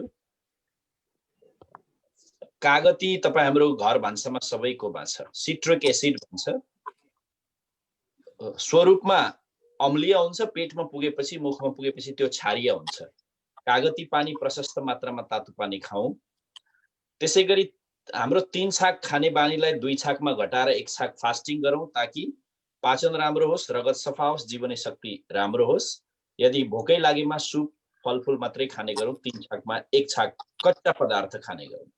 हाम्रो भान्सामा सजिलै उपलब्ध छ बेसार, तुलसी, नियमित सेवन गरौँ। हाम्रो नेपालका आदरणीय बाल ज्ञानी गुरुदेवले भन्नुहुन्छ बेसार र तुलसी अवश्य तताएर खाऊ। शक्ति छ, एन्टिसेप्टिक, एन्टिभाइरल, एन्टी चाहिँ बायोटिक सबै क्षमता चाहिँ यसमा छ। हामी यो पनि म निवेदन गर्छु। हार्डवेयर, सफ्टवेयर र इलेक्ट्रिसिटी 3टा मिलेर हाम्रो कम्प्युटर चले जस्तै हाम्रो शरीरमा पनि शरीर हार्डवेयर हो। हाम्रो मन सफ्टवेयर हो र यो श्वास प्रश्वास यसको विद्युत हो। त 10-15 मिनट शरीरका लागि हार्डवेयर मर्मतका लागि दिने गरौँ। 10-15 मिनट हाम्रो मन मानसिक सफ्टवेयर, मन रूपी सफ्टवेयरको मर्मतका लागि दिने गरौँ र 10-15 मिनट नित्य प्रति दैनिक रूपमा प्राणायामद्वारा श्वास प्रश्वासको व्यवस्थापनका लागि दिने गरौँ। त केही बेर योग अभ्यास, कसरत, एक्सरसाइज, केही बेर प्राणायाम र केही बेरको ध्यान हामी नियमित गर्ने हो भने हाम्रो हार्डवेयर सिस्टम, हाम्रो सफ्टवेयर र हाम्रो चाहिँ विद्युत शक्ति, प्राण शक्ति चाहिँ उच्च हुन्छ, प्रबल सबल हुन्छ, हामी स्वस्थ हुन्छौँ। अब हाम्रा विज्ञ महानुभावहरूलाई केही प्रश्न छ भने म आदरणीय विनोद सरलाई, हाम्रो म चाहिँ विशेष गरेर हाम्रो कार्की सर अलि ढिलो पनि आउनुभयो, पिएचडी को विद्यार्थी पनि हुनुहुँदो रहेछ। मैले जिस्टमा अलिकति पिएचडी को विद्यार्थी भएको हुनाले तपाईँले धेरै रिसर्च गर्नुभएको होला। म आफ्नो साधारण पाठकको हैसियतले शिवसूत्र हेऱ्यो 112मा एउटा चाहिँ श्वास हेर्ने प्रक्रिया शिवसूत्रमा छ। त्यस बेलामा त्यसपछि रामगीता हेऱ्यो, रामगीतामा पनि त्यही किसिमको के छ भनेदेखि यो नस्वर र चाहिँ के छ भने एउटा चेतना र अवचेतन भनौँ न त्यो पदार्थको कुरा छ त्यहाँभित्र। त्यसपछि गीता हेऱ्यो भने पनि के छ भने प्रकृति र पुरुषको कुरा छ। पुरुष भनेको चाहिँ के छ इन्डिपेन्डेन्ट छ, प्रकृतिसँग चाहिँ नि त्यो टच भयो, त्यहाँ एट्याच भयो भनेदेखि त्यो चाहिँ नि के छ भनेदेखि विषयासक्त हुन्छ, त्यहाँ नगर तिमी साँची भाव भनेर भन्छ। त्यसपछि चाहिँ नि बुद्धकोमा पनि के आयो भनेदेखि समभावले हेरेर, किनभने चेतना र जडको बिचको चाहिँ नि कारणले गर्दा जुन वेदना निस्किन्छ त्यो वेदनामा एउटै हो, तिमी सुख र दुःख आफ्नोतिरबाट तिमीले राख्यौ, त्यो सुख र दुःख छोडिदेऊ भनेर ती भनिरहेको छ। त्यसपछि तपाईँको के छ भने अष्टावक्रले के छ भने a wide object of the things is poison भनौँ न, त्यो चेतनाको अब्जेक्टहरूलाई चाहिँ नि तिमी पोइजन सर ठानेर छोडिदेऊ अनि कल्टिभेट के छ भने टोलरेन्स भने इक्वानिमिटी भनेर त्यहाँ पनि भनिएको छ। त्यसपछि अहिले तपाईँले पछाडि हेर्दाखेरि सबै अरूले पनि भने यी सबैको बाद म अहिले कहिलेकाहीँ गुरुहरूसँग भेट्छु वेदान्त शास्त्रीहरूसँग त्यो बुद्धवादबाट त कहाँ शून्यमा पुगिन्छ, त्यहाँ त मोक्ष नै हुँदैन भने यी सब कुराहरू कम्पेरिटिभली हेर्दाखेरि हामी जस्तो साधारण मान्छे एउटै लाग्छ जस्तो। मेरो गाउँमा एकजना गजानन्द बाजे हुनुहुन्थ्यो, अनि गजे बाजे भन्थ्यौँ, एकजनाले 100 रुपियाँमा तपाईँको खसी दिने हो बाजे भन्दा 100 मलाई थाहा छैन, मलाई 5 पैसा चाहिन्छ ठ्याक्कै, नभए म दिन्न भन्नुहुन्थ्यो। अब 5 पैसा पनि 100 हो, 100 पनि 100 हो, तर बाजेको हिसाबमा 5 पैसा मात्रै चाहियो, 100 म दिन्न भन्नुहुन्थ्यो। भने यो अहिलेको अवस्थामा पोस्ट कोभिडको अवस्थामा धर्मलाई पनि सरलीकृत रूपबाट यो कुनै बाहिरको कुरा होइन, त्यो हामीले साधना गरेर शान्ति पाउने कुरा हो भन्ने कुराको एउटा अलिकति तपाईँले त्यसमा अलिकता के छ भनिदिनु होला। अनि मैले यो बुद्ध साहित्य पढ्दै सारीपुत्रले चाहिँ नि के छ भने 18औं बुद्धको बेलामा चाहिँ नि उनको ध्यान साधना देखेर 18औं बुद्धले चाहिँ नि उनीसम्म पुगेर उनको साधनाबाट प्रभावित भएपछि चाहिँ उनले 7 दिनसम्म फुलको के छ छाता ओढाइ भएपछि चाहिँ अन्तिममा उनले चाहिँ तिमी के मान्छौ भन्दाखेरि म आउने बुद्धको चाहिँ के छ भने प्रमुख चाहिँ शिष्य भएर चाहिँ सेवा गर्न पाऊँ भनेपछि तिमी 24औं बुद्धको बेलामा हुन्छौ भन्दा यो चाहिँ 1000 इयन चाहिँ नि उनीहरूले पर्खिनु पर्यो। 1000 इयन भनेको मैले डिक्सनेरी हेर्दा भेटिन, अङ्ग्रेजी नै पाइन्छ आजकल, समथिङ 16 लाख समथिङ कति चाहिँ नि वर्षको एक युगको हुन्छ भने त्यो त्यत्रो युग हेर्दाखेरि त 16 अनि 18 24 17 19 20 21 22 छ युग भने त तपाईँको के छ भने कतिौं लाखौं करोडौं वर्ष भइसक्यो। मान्छेहरूलाई भन्दाखेरि वायात भनिन्छ। यो के रहेछ यो अर्थ इयोनको चाहिँ नि त्यो साहित्यमा लेखिएको र हामीले अहिले कल्प भनेको वर्ष के हुँदो रहेछ, अहिले छोटोमा सक्यो भने ठिकै छ, होइन भने कुनै बेलामा जानकारी दिनु होला। धन्यवाद। धन्यवाद विनोद सर। यहाँले जस्तो ध्यानको विभिन्न विधिको बारेमा, विभिन्न चाहिँ प्रविधिको बारेमा चर्चा गरिसक्नुभयो र मेरो विचारमा मलाई के लाग्छ भने कुनै पनि ध्यान विधि अथवा कुनै पनि ध्यानको परम्परा यो ठिक अथवा यो बेठिक भन्ने कुरा सम्भवतः हुँदैन। जहाँसम्म बुद्ध ध्यान परम्पराको कुरा छ, बुद्ध ध्यान परम्परामा चाहिँ बुद्धले वास्तवमा चाहिँ यो हाम्रो मनको जुन एउटा अवस्था छ, मनको अवस्थालाई सूक्ष्म रूपमा विश्लेषण गरेर हामी कसरी अन्तर्मुखी हुने र हामीले हाम्रा जुन चाहिँ समस्याहरूलाई, हाम्रा दुःखका अवस्थाहरूलाई कसरी त्यसलाई साक्षी भावले हेर्दै त्यसलाई चाहिँ भनेको रियलाइजेसन गर्ने, रियलाइजेसनको तहमा पुग्ने भन्ने जुन चाहिँ एउटा बुद्धको ध्यान पद्धति छ, त्यो पद्धतिमा माइन्डफुलनेस अथवा विपस्सना यसमा पर्छ।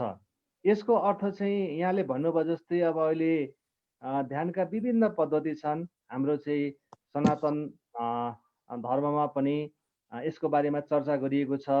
अर्कोतिर क्रियायोग पनि एकदम एडभान्स खालको ध्यानको एउटा विधि हो। यसको पनि मैले केही अभ्यास गर्ने र केही चाहिँ यसको बारेमा अध्ययन गर्ने अवसर पाएको योगानन्द परमहंसजीको। त्यसै गरी अब ध्यानको विधिकै कुराकानी गर्दाखेरि चाहिँ अब यहाँले अघि विभिन्न शैव परम्पराको कुरा पनि गर्नुभयो। त्यस पछाडि यहाँले चाहिँ अब अरू हाम्रो चाहिँ भगवान् कृष्णले गीतामा उल्लेख गर्नुभए अनुसार त्यहाँ पनि उहाँले क्रियायोगको बारेमा उल्लेख गर्नुभएको छ। यसको अर्थ चाहिँ वास्तवमा जुनसुकै विधिबाट ध्यानको अभ्यास गरे पनि, जुनसुकै विधिबाट साधना गरे पनि अन्तिममा अनुभूतिको अवस्था चाहिँ एउटै हो भन्ने कुरा पनि वास्तवमा उल्लेख भएको पाइन्छ। यो ठिक अथवा यो बेठिक भन्ने कुरा रहँदैन। र जहाँसम्म हाम्रो यो बौद्ध परम्परामा माइन्डफुलनेस अथवा यो चाहिँ सती ध्यान भनेर हामीले भन्छौँ, समता ध्यान पनि हामीले भन्छौँ यसलाई। र यसमा चाहिँ बेसिकल्ली कस्तो हुँदो रहेछ त भन्दाखेरि हामीले जतिसुकै तर्क गरे पनि, ज्ञान गुणका कुरा गरे पनि, जबसम्म हामीले हाम्रा संवेदनालाई हामीले सूक्ष्म रूपले हेर्दैनौँ तबसम्म चाहिँ भनेको आफूलाई अनुभूत गर्न, आफूलाई सेल्फ रियलाइज गर्नको लागि त्यो चाहिँ त्यो अवस्थामा पुग्न सकिँदो रहेनछ। विशेष गरी हाम्रो मन कस्तो हुँदो रहेछ भन्दाखेरि विगतमा जुन कुराहरू हुन्छन्, जुन अनुभूतिहरू हुन्छन्, जुन इभेन्ट हुन्छन्, त्यो इभेन्टमा चाहिँ हाम्रो मन त्यतापट्टि दौड्यो भनेदेखि एक खालको कन्डिसनल हुँदो रहेछ, कन्डिसन हुँदो रहेछ। कन्डिसन जब हाम्रो चाहिँ मन कन्डिसन हुन्छ, त्यस पछाडि ठिक बेठिक राम्रो नराम्रो त्यो खालको अवस्था सिर्जना हुँदो रहेछ। हामी चाहिँ जजमेन्टल हुन्छौँ।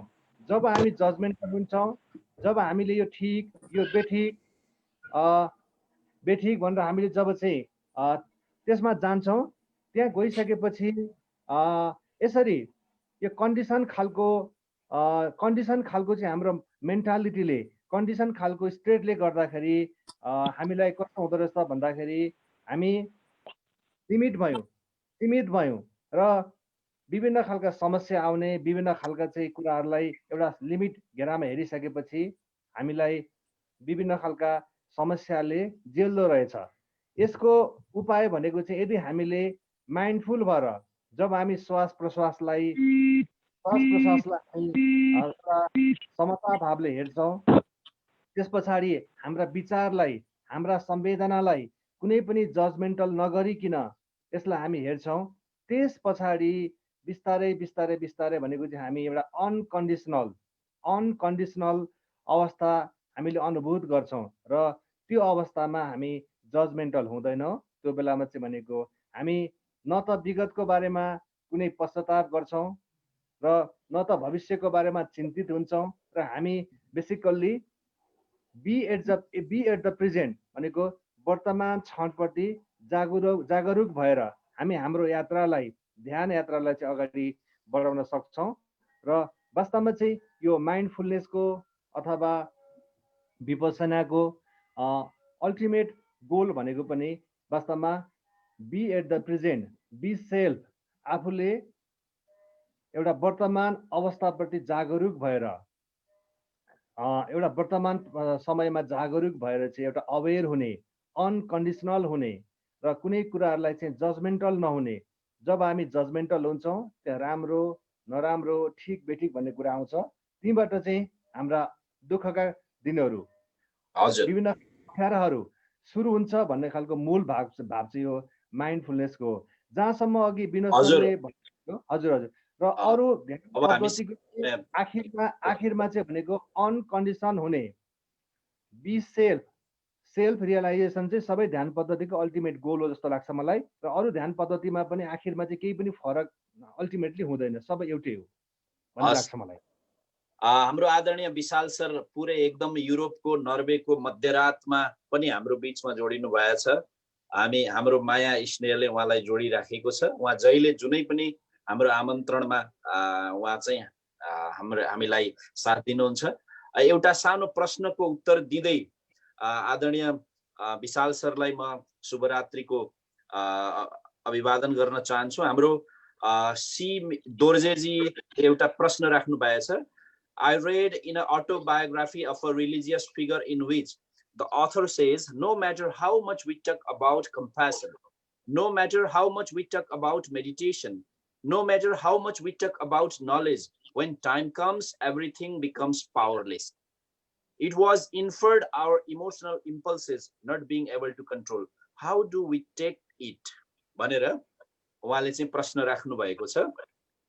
यो जति नै ध्यानका कुरा गरे पनि, ज्ञानका कुरा गरे पनि, जब आइपर्छ त्यो बेला चाहिँ हाम्रो चाहिँ इमोसन कन्ट्रोलमा हुँदैन, के गर्ने भन्ने आशयको उहाँको प्रश्न छ। आदरणीय विशाल सर, यसको चाहिँ यहाँसँगै सठिक जवाब छ जस्तो लाग्छ। धन्यवाद। वास्तवमा यही हजुरले उदाहरण दिइहाल्नुभयो। यहाँ मध्यरात छ तैपनि तपाईँको मायाले, प्रेमले, एउटा मैत्रीले गर्दाखेरि म यहाँ अहिले उपस्थित भएको छु र यो प्रश्नको जवाफमा चाहिँ दिएर अलिकति म अघि रोका सरले भन्ने कुरा पनि म केही भनेर अनि म बिदा लिन चाहन्छु। पहिलो कुरो त वेदान्तमा यो परोक्ष ज्ञान र अपरोक्ष अनुभवमा अलिकति डिस्टिङसन छ। त्यसैले परोक्ष ज्ञान हुनु भनेको एउटा कुरा हो, तर जब जसलाई चाहिँ अपरोक्ष अनुभव भइसकेको छ, एक्सपिरियन्स भइसकेको छ, जस्तो माइन्डफुलनेसको एक कुरा हो जो चाहिँ यो कन्डिसन फिनोमिना आर इम्परमानेन्ट भन्ने एक्सपिरियन्सियली देखिसकेपछि, त्यसलाई एक्सपिरियन्समा बुझेपछि, त्यो आफ्नो फिनोमिनोलोजी भइसकेपछि अनि बल्ल यो कुरा त ठिक पो रहेछ त, कुनै पनि कुरा सबै कुरा अनित्य रहेछ भन्ने त जानिसकेपछि अनि बल्ल त्यहाँ एउटा समझ आउँछ। त्यो समझले हो कुरा यो सिचुएसनहरूलाई ट्याकल गर्ने, संसारका सुख दुःखहरूलाई ट्याकल गर्ने। र यो ध्यानका कुराहरू त एउटा मिन्स मात्रै हो। तिनीहरू चाहिँ साध्य होइनन्, तिनीहरू त एउटा साधनाका केही एप्रोचहरू हुन्। जहाँसम्म यसैले अब अल्टिमेटली त्यो एक्सपिरियन्स कसरी कल्टिभेट गर्ने प्रश्न छ।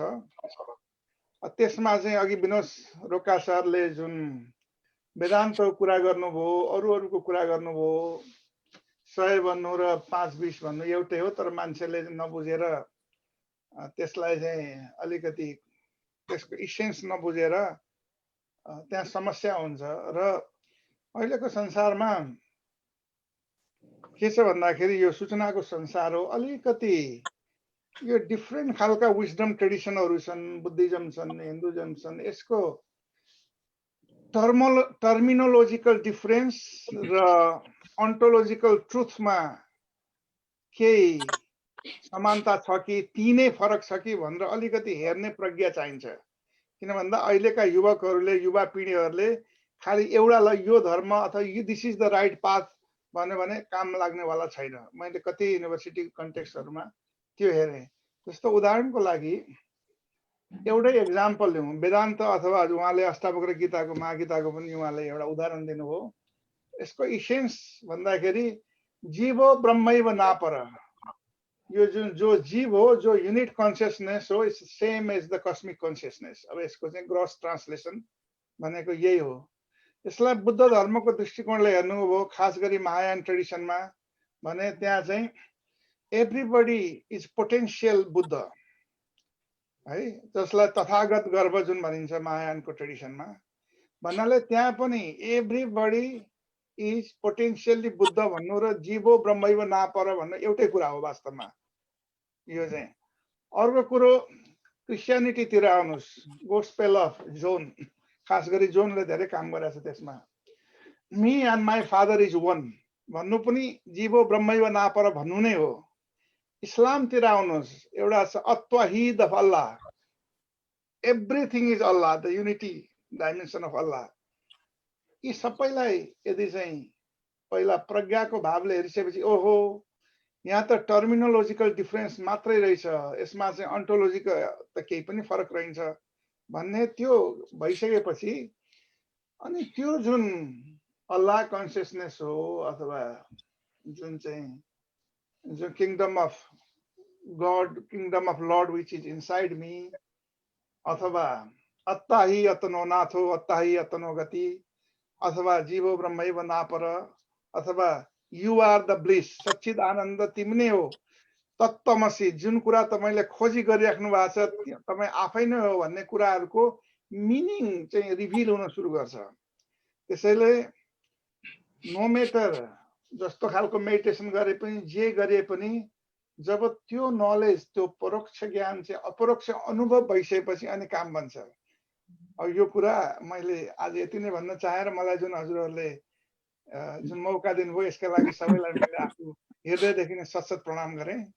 मैले एउटा सानो त्यो दोर्जेजीकोमा 2 मिनट मात्रै उहाँको एन्सर अलिकता मेरो विचारमा कम्प्लिट यसले हुन्छ कि भन्छु। म उहाँलाई के भन्छु भने ग्रेट डिसाइपल्स अफ बुद्ध एउटा किताब किन्नुलाई एमाजोनमा पाउँछ। त्यो एमाजोनमा किताब किन्नु नै त्यसको $5 देखि $12 छ। तपाईँलाई मैले मुगलानाको कथा हेर्नुहोस् भन्छु। मुगलाना भनेको बुद्धको सेकेन्ड, सारीपुत्र फर्स्ट, बुद्ध ऊ सेकेन्ड। त्यतिखेर बुद्धत्व निर्माण प्राप्त गर्ने सायद 4 जना मध्ये उनी मुगलाना पनि थिए। त्यो मुगलाना चाहिँ तन्त्र विद्यामा यति प्रारम्भगत थिए कि उनी चाहिँ पास्ट प्रेजेन्ट यताउति कहाँ पुग्ने के पुग्ने जस्तो योगानन्दले जस्तै गर्थे। उनलाई के भयो भने उनको ख्याति देखेर यसको कारणले बुद्धको प्रतिष्ठा बढाएको छ, किनभने भूत पनि भन्छ, भविष्य पनि भन्छ, पूर्वजन्म पनि भन्छ भनेर अनि यसलाई मार्नको लागि भनेर चाहिने डाकाहरूलाई चाहिने के छ भने हत्याराहरूको ग्याङलाई चाहिँ पैसा दिएर यिनीहरूले खरिदे। ती ग्याङले गएर स्वारीपुत्र मरिसकेका थिए, त्यो उनी चाहिँ गुफामा बस्थे त्यो कुटीमा, मार्न भनेर ती व्यक्तिहरू गए। मुगलानालाई थाहा छ उनी 80-82 वर्ष पुगेका छन्, यी मार्न आए भनेपछि उनी चाहिँ तन्त्र विद्याबाट ती लोक्दिन्थे, यिनीहरू देख्दैनथे। आज गए छैन, भोलि गए छैन, पर्सि गए छैन। 7 दिनको दिन के भयो भने मुगलाना पनि एउटा चाहिँ अशक्त भइसकेका थियो, त्यो शरीरको शक्तिले उनलाई क्षीण भइसकेका थियो। उनी के चाहन्थे भने यिनीहरूले मलाई हत्या नगरून्, ताकि मलाई हत्या गरेको पाप यिनीहरूले भोग्नु नपरोस्। त्यो कम्प्यासन थियो उनीसँग, ध्यान गरेका थिए। कम्प्यासन के थियो भने यिनीहरूले मलाई मार्छन्, मलाई मृत्युको त डर छैन, तर यिनीहरूलाई त्यो पाप नलागोस् भन्ने उनी चाहन्थे। तर जब 7औं दिनको दिन थियो, उनको बुढेसकाल, यो सबै प्रारब्ध कर्मको फल भोग्नु पर्ने, उनीले त्यो कुरा बिर्से। त्यो साधना गर्दा गर्दा त्यो अरूलाई भन्न सक्ने मान्छे उनले बिर्सेपछि ती व्यक्तिहरूले गएर उनलाई मारेर टुक्रा टुक्रा पारेर फाल्दे जङ्गलमा। त्यो फालिदिएपछि त्यो तन्त्र विद्याको आधारबाट उनी चाहिँ बुद्धको चरणमा पुगे। त्यो साइक एउटा भनौँ न, त्यो लाइट बडी लिएर पुगेर बुद्धलाई प्रणाम गरेर भन्थे म अब निर्माण गर्न हुन चाहन्छु भनेपछि उहाँले चाहिँ ब्लेसिङ दिनुभयो। त्यसपछि उनको निर्माण भए। उनी किन मरेका रहेछन् भनेर भन्दाखेरि उनको कुनै पास्ट लाइफमा उनको कारणले उनी माता पिताको हत्याको चाहिने के छ भने उनी कारक बनेका रहेछन्। त्यो माता पिताको हत्याको पापको पाक्ने काम पनि निर्माण हुनुभन्दा अगाडि हत्याराहरूको काटेको कारणले मर्नु पर्यो।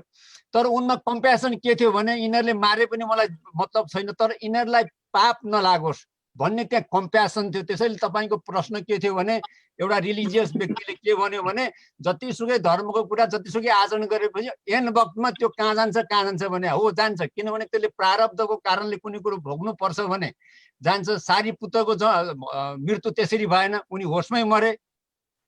बुद्धको बिख खाएर मर्नु पर्यो, कारण त्यो पर्यो भने त्यो त्यसैले गर्दा कम्प्यासन र त्यो मृत्युको कुरा डरको कुरामा अलिकति फरक के छ भने व्यक्तिले मर्दाखेरि पनि त्यो हत्या गर्ने मान्छेलाई मेरो कारणले यसको कारणले म भने यो भनेर रिस गर्दैन। किनभने बुद्धले पनि मर्ने बेलामा आनन्दलाई भने यो चाहिँ तरकारी विषाक्त खाएको कारणले म मृत्यु भएँ भनेर कसैलाई नभन्नु है, हल्ला नगर्नु। मेरो जीवनमा 2टा खानाको महत्त्व छ। एउटा खाना सुजाताले दिएको खिर जसले मैले इन्लाइटेनको भएँ, एउटा खाना यो बिख भए पनि त्यसले मलाई निर्माण भयो भन्नुभएको छ। त्यसैले कम्प्यासन भनेको कुरा त्यो हो। त्यसैले गर्दाखेरि त्यो कहीँ हराउँदैन। एउटा ध्यानस्थ व्यक्तिले त्यो बेलामा पनि त्यो महसुस गर्छ। धेरै धेरै धन्यवाद। हामी अहिले तुरुन्तै आदरणीय विशाल सर, उहाँको समय चोरेर हामीले लिएका थियौँ मध्यरातबाट, युरोपबाट उहाँ जोडिनु भएको थियो। हामी सबैका अग्रज, नेपालकै उहाँ एक प्रकारको शैक्षिक क्षेत्रको शिरोमणि नै हुनुहुन्छ। प्राध्यापक डाक्टर नर्वे जस्तो सुविकसित देशमा उहाँलाई हामी धेरै धन्यवाद, अभिनन्दन, आभारी छौँ। फेरि हामीले आमन्त्रण गर्दा सम्झिनुहोला भन्छौँ।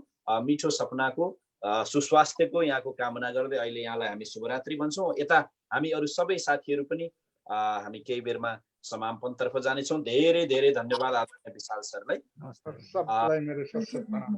हामी अन्तिम चरणमा छौँ। नेपालबाट हाम्रा 2 जना विशेषज्ञहरू जोडिनु भएको छ, स्वामी सोमराजज्यू, हाम्रो पत्रकारकीज्यू। यता अमेरिकाबाट यो होस्ट भइरहेको छ आदरणीय विनोद सर न्युयोर्कबाट, डाक्टर सर न्युयोर्कबाट। सारा संसार एक भएको छ। जस्तो हाम्रो मनको स्वरूप छ, अहिले प्रविधिले हाम्रो चाहिँ एउटा आकारलाई नजिक यसरी ल्याइदिएको छ, मन जस्तै। यो समष्टि मन, यो विद्युतीय मन एक बनाइदिएको छ। त अब हाम्रो मनलाई यो विचलनको बेलामा शान्त राख्ने, अघि हाम्रो दोर्जेजीले प्रश्न सोधे जस्तो जब आइपर्छ त्यो बेला सबै थोक कहाँ जान्छ भन्नुहुन्थ्यो। त हाम्रो मनलाई यो बेला शान्त राख्ने, जीवनशैलीलाई सजिलोसँग सन्तुलित बनाउने छोटोमा केही 1-2 सूत्र राखिदिन म स्वामी सोमराजज्यूलाई फेरि अनुरोध गर्छु। हजुर, धन्यवाद। वास्तवमा मनलाई शान्त बनाउनको लागि पहिला हामीले मनलाई साधना गर्नुपर्छ। हामी अहिले बढी शरीरको पछाडि हाम्रो शरीरमा 5वटा तत्त्व हुन्छ। सबैलाई थाहा छ, पृथ्वी, जल, तेज, वायु, आकाश। हामी पृथ्वी तत्त्व र जल तत्त्वको पछाडि भागेका छौँ। त्यो चाहिँ तलै जाने हो। पृथ्वी तत्त्व र जल तत्त्व भनेको त्यो तलै जाने तत्त्व हो। र हामीले अग्नि, वायु र आकाश तत्त्वलाई पनि हामीले बढी महत्त्व दिनु जरुरी छ।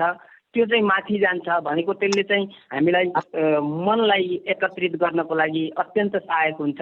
त्यसको लागि साधना गर्ने, ध्यान गर्ने, योग गर्ने, बिहान अब जीवनशैलीको कुरा, बिहान समयमा उठ्ने, समयमा सुत्ने हैन, अनि त्यसपछि खाना पनि सात्विक आहार सेवन गर्ने र अलिकति केही हप्तामा एकचोटि अथवा 15 दिन हामी आकाश तत्त्वलाई सन्तुलनमा ल्याउनको लागि हामीले केही व्रत पनि बस्ने। हामीले खाएको खाइ गऱ्यो भने हाम्रो शरीर चाहिँ त्यो पचाउनमा हाम्रो इनर्जी जान्छ। हामी केही व्रत बस्यौँ, फास्टिङ बस्यौँ भने हाम्रो शरीर चाहिँ वर्कसपको काम गर्छ। हाम्रो शरीरले एउटा आफै निर्माण गर्ने, आफै बन्ने, रिपेयर गर्ने एउटा समय पनि पाउँछ। र हामीले खास गरेर हाम्रो आयुर्वेद जीवन पद्धतिले जुन हाम्रो ऋषिमुनिहरूले भनेको जस्तो ऋतभुक, हितभुक, मुतभुक आहार गर्ने, एकदम सात्विक आहार गर्ने, निरामिष आहार गर्ने र आज हामी आनन्दको लागि अरूसँग आनन्द हामी अपेक्षा गर्छौँ। वास्तवमा अरूसँग गरिएको अपेक्षा भनेको त्यो अधुरो नै रहन्छ। हामीले शान्ति आफैभित्र खोज्नुपर्छ।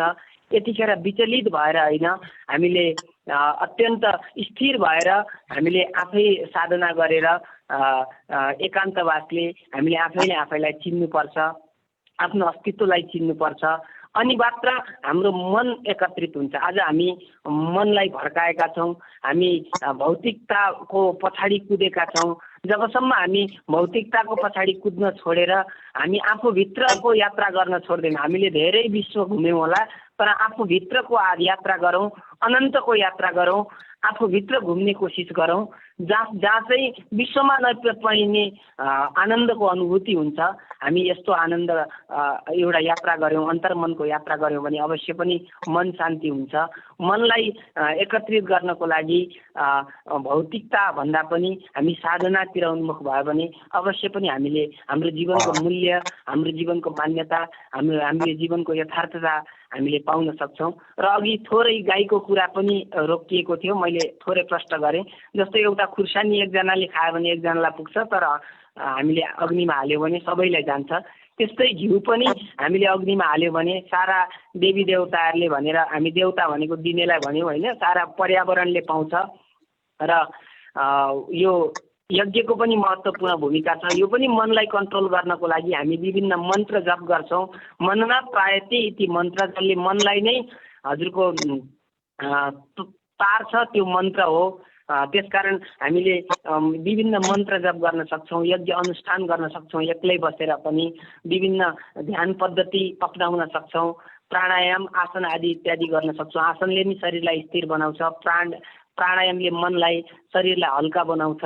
र हामी विभिन्न अष्टाङ्ग योगको माध्यमबाट अथवा हाम्रो ऋषिमुनिहरूले भनेको विभिन्न कर्मबाट पनि हामीले कर्मयोग गरेर हामीले मनलाई शान्त गर्न सक्छौँ। हामीले आफैले आफैलाई दिव्यतामा लैजान सक्छौँ। आज हामी हताश, उदास र निराश भएका छौँ, हामीले उत्साह र उमङ्गको जीवन जिउन सक्छौँ। त्यसको लागि साधना जरुरी छ। साधना बिना कुनै पनि कुरा सम्भव छैन। हामीले साधना जबसम्म गर्दैनौँ तबसम्म हामीले चाहिँ जहिले पनि हामीलाई अशान्ति नै हुन्छ, दुःखै प्राप्त हुन्छ। सुखको मूल कारण भनेको हाम्रो साधनै हो। साधना गऱ्यौँ भने दुःख त जीवनमा हुन्छ, तर दुःखलाई पचाउन सक्ने क्षमता दिने भनेको केवल साधनाले हो। हामीले साधना गर्नु जरुरी छ। हजुर स्वामीज्यू, एकदम धेरै सार सूत्रमा यहाँले भन्नुभयो। यहाँकै कुरालाई सार रूपमा भन्दा, जिन्दगीलाई यदि तन र धनको बीचमा सन्तुलित तरिकाले जोड्न सक्यो भने मन सुखी हुन्छ। कि तनको रोगले बिगारेको छ कि धनको लोभले बिगारेको छ, यसका लागि आफै त सन्तुलन आउँदैन। योग गर्यो भने रोग र शोकबाट हामी मुक्त हुन्छौँ, नभए के हुन्छौँ, नभए भोग र रोगमा जान्छौँ। त्यसकारण योगद्वारा उपयोगको जीवन विद्या सिकिन्छ। जिन्दगीको उपयोग, समयको उपयोग, सम्बन्धको उपयोग, श्वासको उपयोग, मनको उपयोग। मनः प्रस्मनो पायो योग इत्यविधीयते। यही मन्त्र रहेछ। हेर्नुहोस् त, यही कोरोनाका बीचमा पनि कति उत्तिकै प्रसन्न भएर बसिराखेका छन्। कोही अज्ञात अमूर्त भएले जतिखेर पनि डराइरहेका, त्रसित, भेट्ने पो हो कि मर्ने पो हो कि बर्बाद पो हुने हो कि जिन्दगी यत्तिकै चाहिँ सडिने पो हो कि लकडाउन मात्रै भइरहने पो हो कि भन्ने छ। त हामी अन्तिममा जाँदा जाँदै आदरणीय छत्र सरले छोटोमा यहाँले यो समयको सदुपयोग कसरी गर्नुभएको छ हामीलाई 1-2 लाइनमा बताइदिन म यहाँलाई निवेदन गर्छु। धन्यवाद राजु सर। म चाहिँ यो पेसाले पत्रकार भएकोले गर्दाखेरि यो बेलामा घरबाट नै हामीले समाचारका कामहरू, त्यस पछाडि विभिन्न आर्टिकलका कामहरू घरदेखि नै गर्दैछौँ। अहिले लगभग 1 महिनाभन्दा बढी समय भइसक्यो। त्यसको साथै बिहान चाहिँ अब आफ्नो नित्य कर्म, बिहान उठेर आफ्नो ध्यान धारणा गर्ने क्रम चाहिँ नियमित रूपमा चलिरहेको छ। त्यसको साथै हामीले चाहिँ अब यो जुन चाहिँ हाम्रो यो पूर्वीय मान्यतामा आधारित खालका जुन चाहिँ विभिन्न खालका साहित्य छन्, विभिन्न खालका चाहिँ पुस्तकहरू छन्, त्यसको अध्ययनमा पनि केही समय बित्ने गरेको छ।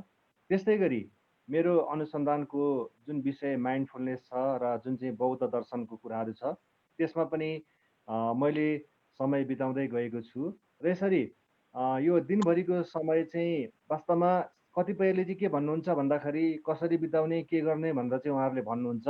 1 महिनाभन्दा बढी समय भयो, मलाई समय बितेको खास पत्तै जस्तो लाग्दैन।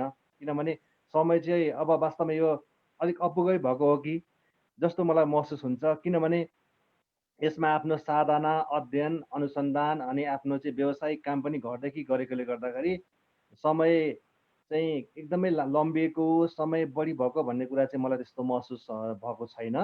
र विशेष गरी यो लकडाउनको समयमा पनि राजु सरले अघि भन्नुभयो, कतिपय मान्छेहरूमा चाहिँ एउटा त्रास, एउटा चाहिँ भनेको के होला कसो होला भन्ने कुरामै समय बढी बित्ने गएको छ। र मैले अघि पनि भने जस्तो माइन्डफुलनेसको अभ्यासमा हामीले बी एट द प्रेजेन्ट भन्छौँ। वर्तमान समय जुन छ त्यो समयलाई एकदमै अधिकभन्दा अधिक कसरी उपयोग गर्ने, कसरी यसलाई दिव्य रूपमा उपयोग गर्ने भन्ने कुरा नै मुख्य कुरा हो। अधिकांश व्यक्तिहरूमा के देखिन्छ भने विगतको बारेमा चाहिँ चिन्ता गर्ने, भविष्यको बारेमा चाहिँ के होला कसो होला भन्ने खालको कुरामा चिन्ता गर्ने भन्ने खालको कुराहरू बढी देखिन्छ। र यो बिचमा पत्रकारिताको माध्यमबाट पनि हामीले के गरेका छौँ भन्दाखेरि कतिपय पोजिटिभ खालका न्युजहरू, लाइफस्टाइलका कुराहरू, योगका कुराहरू, ध्यानका कुराहरूलाई पनि उत्तिकै रूपमा चाहिँ सम्प्रेषण गरेका छौँ। र कोरोनाको सन्दर्भमा पनि खालि कोरोनाले गर्दाखेरि यतिको मृत्यु भयो, उतिको मृत्यु भयो भन्ने कुरालाई पनि हाइलाइट गर्नुको सट्टामा निको भएका मान्छेहरू, प्रेरणादायी कुराहरू, रोगसँग लड्ने क्षमता कसरी विकास गर्ने, हाम्रो पूर्वीय खालको आयुर्वेद, त्यसको साथै प्राकृतिक चिकित्साले, हाम्रा जडीबुटीहरूले कसरी रोगसँग लड्ने क्षमता बढाउँछन् भन्ने कुराहरूलाई पनि उत्तिकै यो बेलामा जोड दिएर हामीले विभिन्न लेखहरू प्रकाशित गर्ने हाम्रा सञ्चार माध्यमबाट यस्तो कुरा पनि गरेका छौँ। र समग्रमा भन्नुपर्दाखेरि चाहिँ यो बिचमा मेरो दैनिकी ध्यान धारणा, अध्ययन, चिन्तन र आफ्नो व्यावसायिक काममा नै बितेको छ राजु सर। एकदमै शानदार। अब हामी यसलाई बिट मार्छौँ, टुङ्ग्याउँछौँ। डाक्टर मधु सर यहाँ केही जानकारी, सूचना, अनुरोध, आभार भए यहाँले दिनुहुनेछ। हेर्नुहोस्, यो दिन भन्ने कुरा जान्छ फेरि फर्केर आउँछ। मान्छेहरू धनको पछि चाहिँ निधन नहुन्जेल लाग्छन् रे, क्या निधन नहुन्जेल धनको पछि लाग्छ। त त्यो नि बाँकी छ। यतिखेर हामी निमा हराएका छौँ, धनको पछि यतिखेर मान्छे छैनन्।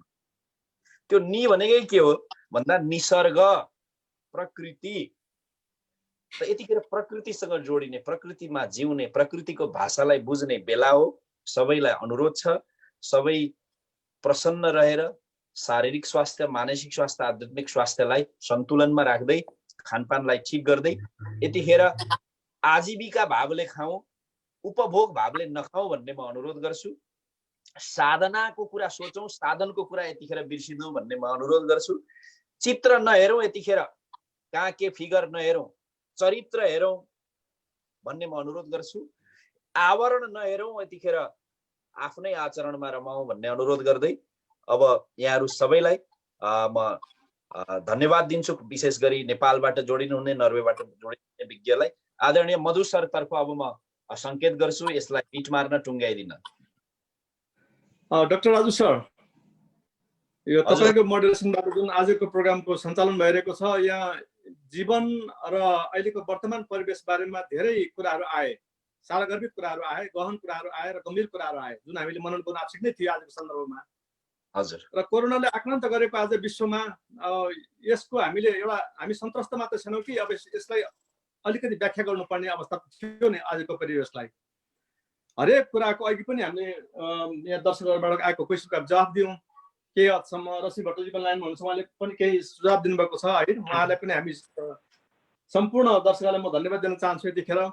र यो सानो समयमा हामीले झन्डै 1 घन्टा 15 मिनटको समयमा हामीले कुरा अटाउन खोजेका थियौँ, तर हामी अनलिमिटेड टाइममा गइरहेको छौँ। त्यसैले मैले भन्नुपर्ने कुरा त धेरै थिए, तर भन्न अहिले टाइम छैन। राजु सर, हामीले यो परिवेशको कुरा गऱ्यौँ, हाम्रो वैज्ञानिक चिन्तनको कुरा गऱ्यौँ, अध्यात्मको कुरा गऱ्यौँ। यो सबै कुरा हेर्दाखेरि कस्तो भन्दाखेरि यस्तो गर्नुपर्छ भन्ने कुरा मात्रै भयो। गर्ने कसरी त, त्यसको प्र्याक्टिकल एस्पेक्ट, त्यसको बारेमा हामीले प्रवेश गर्न पाएनौँ आज। किन भन्दाखेरि धेरै साथीहरूले यसको बारेमा चासो राख्नु भएको थियो। हामीले बीच-बीचमा गर्यौँ। हजुर, सम्भवतः आगामी दिनहरूमा अब तपाईँ योगाकै विशेषज्ञ हुनुहुन्छ, त्यसमा पिएचडी गर्नुभयो त्यही विषयमा। आगामी दिनहरूमा केही टिप्सहरूको हामी कुनै स्पेसल प्रोग्राम गरौँला। हजुर, गर्न चाहे भन्दाखेरि आजको आक्रान्त परिवेशमा यसलाई प्रस्ताव हो। यसले हामीलाई अन्तर्मुखी बनाउने समय दियो, परिवारसँग सँगै बस्ने, परिवारलाई माया गर्ने, परिवारको लागि सोच्ने समय दियो। म को हुँ, म किन यहाँ आइरहेछु, यस्तो परिवेश कसरी सृजना भयो भन्ने बारेमा चिन्तन गर्ने समय दियो। र प्रकृतिलाई हामीले जुन किसिमले जङ्गली व्यवहार गरेका थियौँ नि, त्यसमा अलिकति पौज आयो, त्यसमा अलिकति रोकावट आयो र प्रकृति आफ्नै किसिमले विकसित अवस्थामा जाने क्रममा छ। रिभाइभ गर्ने, आफ्नो नैसर्गिक अवस्थामा पुग्ने, फर्कने अवस्थामा छ प्रकृति पनि। यिनै कुराहरू चाहिँ यसका सकारात्मक पक्ष हुन सक्छन् र धेरै साथीहरूले चासो चाहिँ कहिले रोकिन्छ भन्ने बारेमा। र म के भन्न चाहन्छु भन्दाखेरि कुनै पनि कुरा सुरुवात हुन्छ भने त्यसको अन्त्य पनि हुन्छ। त्यसैले यो समयको कुरा मात्रै हो, त्यसमा हामी अप्टिमिस्ट हुनुपर्छ। र आजको सम्पूर्ण महानुभावहरूलाई, दर्शकहरूलाई, सहभागी गुरुहरूलाई म नमन गर्दै आगामी दिनहरूमा यस्तै एउटा रोचक कार्यक्रम लिएर हामी आउने नै छौँ। आजको लागि धन्यवाद। र विशेष गरी प्रविधिमा सहयोग गर्ने हाम्रो ज्ञानु श्रेष्ठ सरलाई हामी धन्यवाद दिन नछुटाउँ। धेरै धेरै राजु सर नमस्ते, विनोद सर नमस्ते, छत्रजी नमस्ते। राजुलाई धेरै समस्या भयो नेपालबाट पटक पटक कनेक्सन गर्नलाई, मध्य नमस्ते। पहिलो पटक भएर यस्तो भएको है। अब फेरि हामी जोडिन्छौँ, यसलाई हामी निरन्तरता दिन्छौँ। ओके ल, सबैलाई बिदा मागौँ। म मार्दैछु अब। हामी शुभ प्रभात नेपालतिर, अमेरिकातिर शुभरात्रि भन्दै बिदा हुन्छौँ। धन्यवाद। ओम शान्ति। ओम शान्ति। धेरै धेरै धन्यवाद सर, सबैलाई नमस्कार। हजुर।